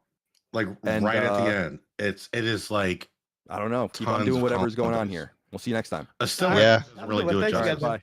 All right, bye. Jesus. Hold on. Let me. So that was interesting. Look at all this Colin W. I felt like we could. Yeah, dude, that's crazy. Hold on. Devolving into personal attacks. So like the fact that it was 50-50 during the stream. I didn't do this is for crazy. like a come at me or go at him. I wish it should view was count though. About Ghost of your Yeah, I do. I wish it would too. And Circana. And I think interestingly enough, at the point of where it started devolving, kind of exposed that he didn't have anything, and he started getting angry at me. He got angry at you because you're really not understanding like very basic concepts. And then you say things like, I do other things on my channel, which he can clearly look at and see that you don't. Yeah, you might play games on live, but your main crux of your channel is anti-woke content. That is who you are. Mm-hmm. Anyways, I'm going to dip. I'm off to bed now. I'm tired. All right, it's all right. I'm almost done. Yeah, but thanks for coming on. Yeah, take care. I also See you, Simon. talking to you for first damage. Some nice. Mm-hmm. Bye. Bye. I don't know. Colin W. I see. Holy fuck. Obviously, after a thing like this, there's a lot of fanboys of Colin. Obviously, it's a much bigger channel than mine. Oh, see, we're going into the bigger channel code. No, pause it. Notice how right before this conversation ends, he says his chat he's going to feel destroyed if he looks at his chat. But as soon as he leaves and he sees all that, then he says the Colin boys flooded in. Yeah. Why would they flood in after it's over? It makes no fucking sense. True. Be objective. Ask for more transparency in the industry, and realize that there are people actively blocking that from you. And I firmly believe, based off of the conversation I just had with Colin, that he is one of those people that is in the good old boy network, that I want to protect these people because this is the way it works. And it's how we have power. It's how the industry insider. Yeah, see, every day we get more and more things where y'all are saying the idea of vote with your wallet, which is something that I agree with. I don't think vote with your wallet works anymore, especially in the gaming industry, because the normies are going to buy their normie slop no matter what. I learned that with microtransactions. Yeah, absolutely. You know, we fought the good fight. Yeah, I'm not against all microtransactions, but it's the shit like what Madden does or Ultimate Team in general, like what EA does with the sports games. Well, sports games basically. Yeah, pretty like much. Horse Armor, when Horse Armor started it, I was like, I mean, who gives a fuck? I mean, if you buy that, you're an idiot. But like when it started getting into like the gambling mechanics, I was like, yeah, this is bad. Well, Horse Armor wasn't really even the beginning of it. Like EA was doing something similar with older football titles long before that. I think it started with. I remember watching the history. Big one though. Wasn't it? Yeah. That was like the first one that the industry noticed. Big one. Well, what it was is an old EA sports game had the mechanic that they use now. The mechanic was created for the cards and stuff like that, but it was a mechanic within the game, and it didn't cost anything. So EA took that and made what is the microtransactions thing today. But yeah, you're right. The first one that was noticed by the industry was Horse Armor, because DLC was the big fight back then, right? Well, stupid DLC. No one gave a shit about, like expansion packs or like map packs, really. Even the map pack, like when Call of Duty 4 came out, they had like, I think they had was it just, no, I think it was just one. But still, no one really complained. It was like 3 maps in a pack, and people are like, I mean, that's kind of weird, but whatever. You're expanding the game. It was at least like content you could play in. Horse Armor, though, it was like so stupid. Yeah, it was cosmetic. It wasn't just how well it sold; it was how stupid it was. Yeah. Like, well, people have never liked cosmetics in a single player game to begin with, and it's only gotten worse.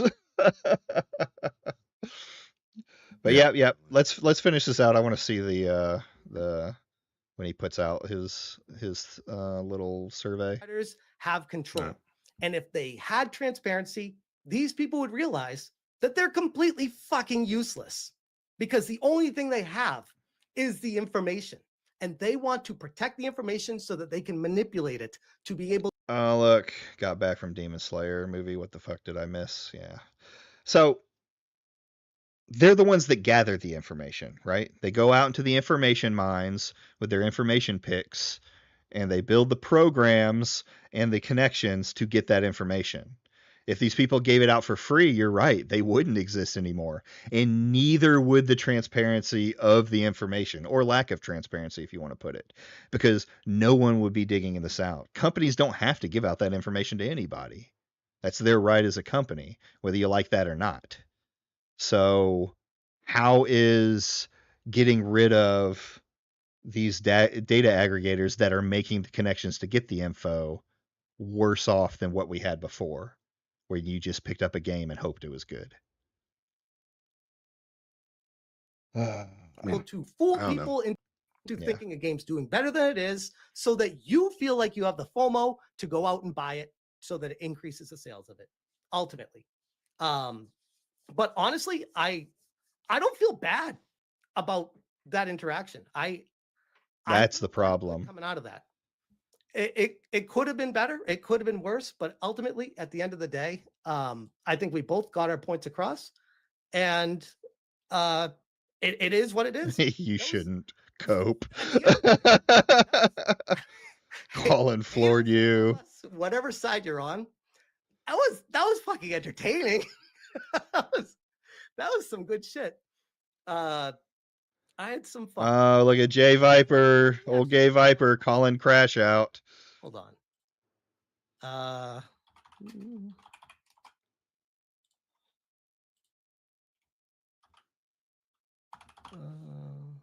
Damn, I don't even like Colin, and he floored you. To be honest, I didn't know who Colin was. I didn't either. I followed him on my account, but I don't know who he is. Yeah. I didn't follow him even until this, I guess, is the moment that I started following him and seeing. But it's like, yeah, it's I'll say it again, but though I've been repeating myself, like his thing about getting the FOMO or whatever, I don't think he used that word correctly, because that's not what it is. Like, getting the right information to make your choice is not what the vast majority of people do. The vast majority of people see a trailer and they're like, fuck yeah, I'm buying that. Especially if it's in an IP they know and like. So where the gaming industry runs into problems is people get burned by a game that they like, and it builds a bad reputation for, say, like Ubisoft has been doing for years. And even then, it took them years of burning their reputation and bad games before they got to where they're at now. So there's a lot more Smash haters in the chat, so I know it's going to be not necessarily objective. Already coping, but I'm curious, because I always like to get but if it's just Smash audiences, it wouldn't be objective. The audience and the interaction. Hypnotic, I picked Colin. That's funny. Hypnotic says I picked Colin. Now I know you didn't. I was reading your chats while it was going. I know you didn't. And by the way, I don't hate Colin. I don't think he's a bad person or anything like that. I just feel like he is a little bit misled, we'll say, by the industry. And I think he thinks he is doing what's best for ensuring his survival in this landscape because it's worked for him. My concern, and I didn't want to go into this background with him because I just didn't want to get personal with him like he got personal with me. But it kind of feels like he was excommunicated from the cult after Kind of Funny and all that shit went down. Started his own thing, actually made some headway and was doing really well with that. And now we see him kind of trying to get accepted back in with that group right now. That's what I'm seeing. That's what I'm seeing. Call me crazy. Call me crazy, but no, Colin did not become Greg. Oh my God.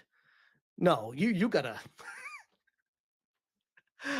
I still respect. I don't know who Greg is. I do not fucking respect Greg at all. I don't know who Greg is. I got mad props and respect for Colin. At least I don't think so. Because what he did wasn't By the name necessarily Greg, easy. it's so I vague. think don't he know. thought coming on Yeah. that this was going to be such an easy, just drive the train right through this guy and knock him over and laugh at him.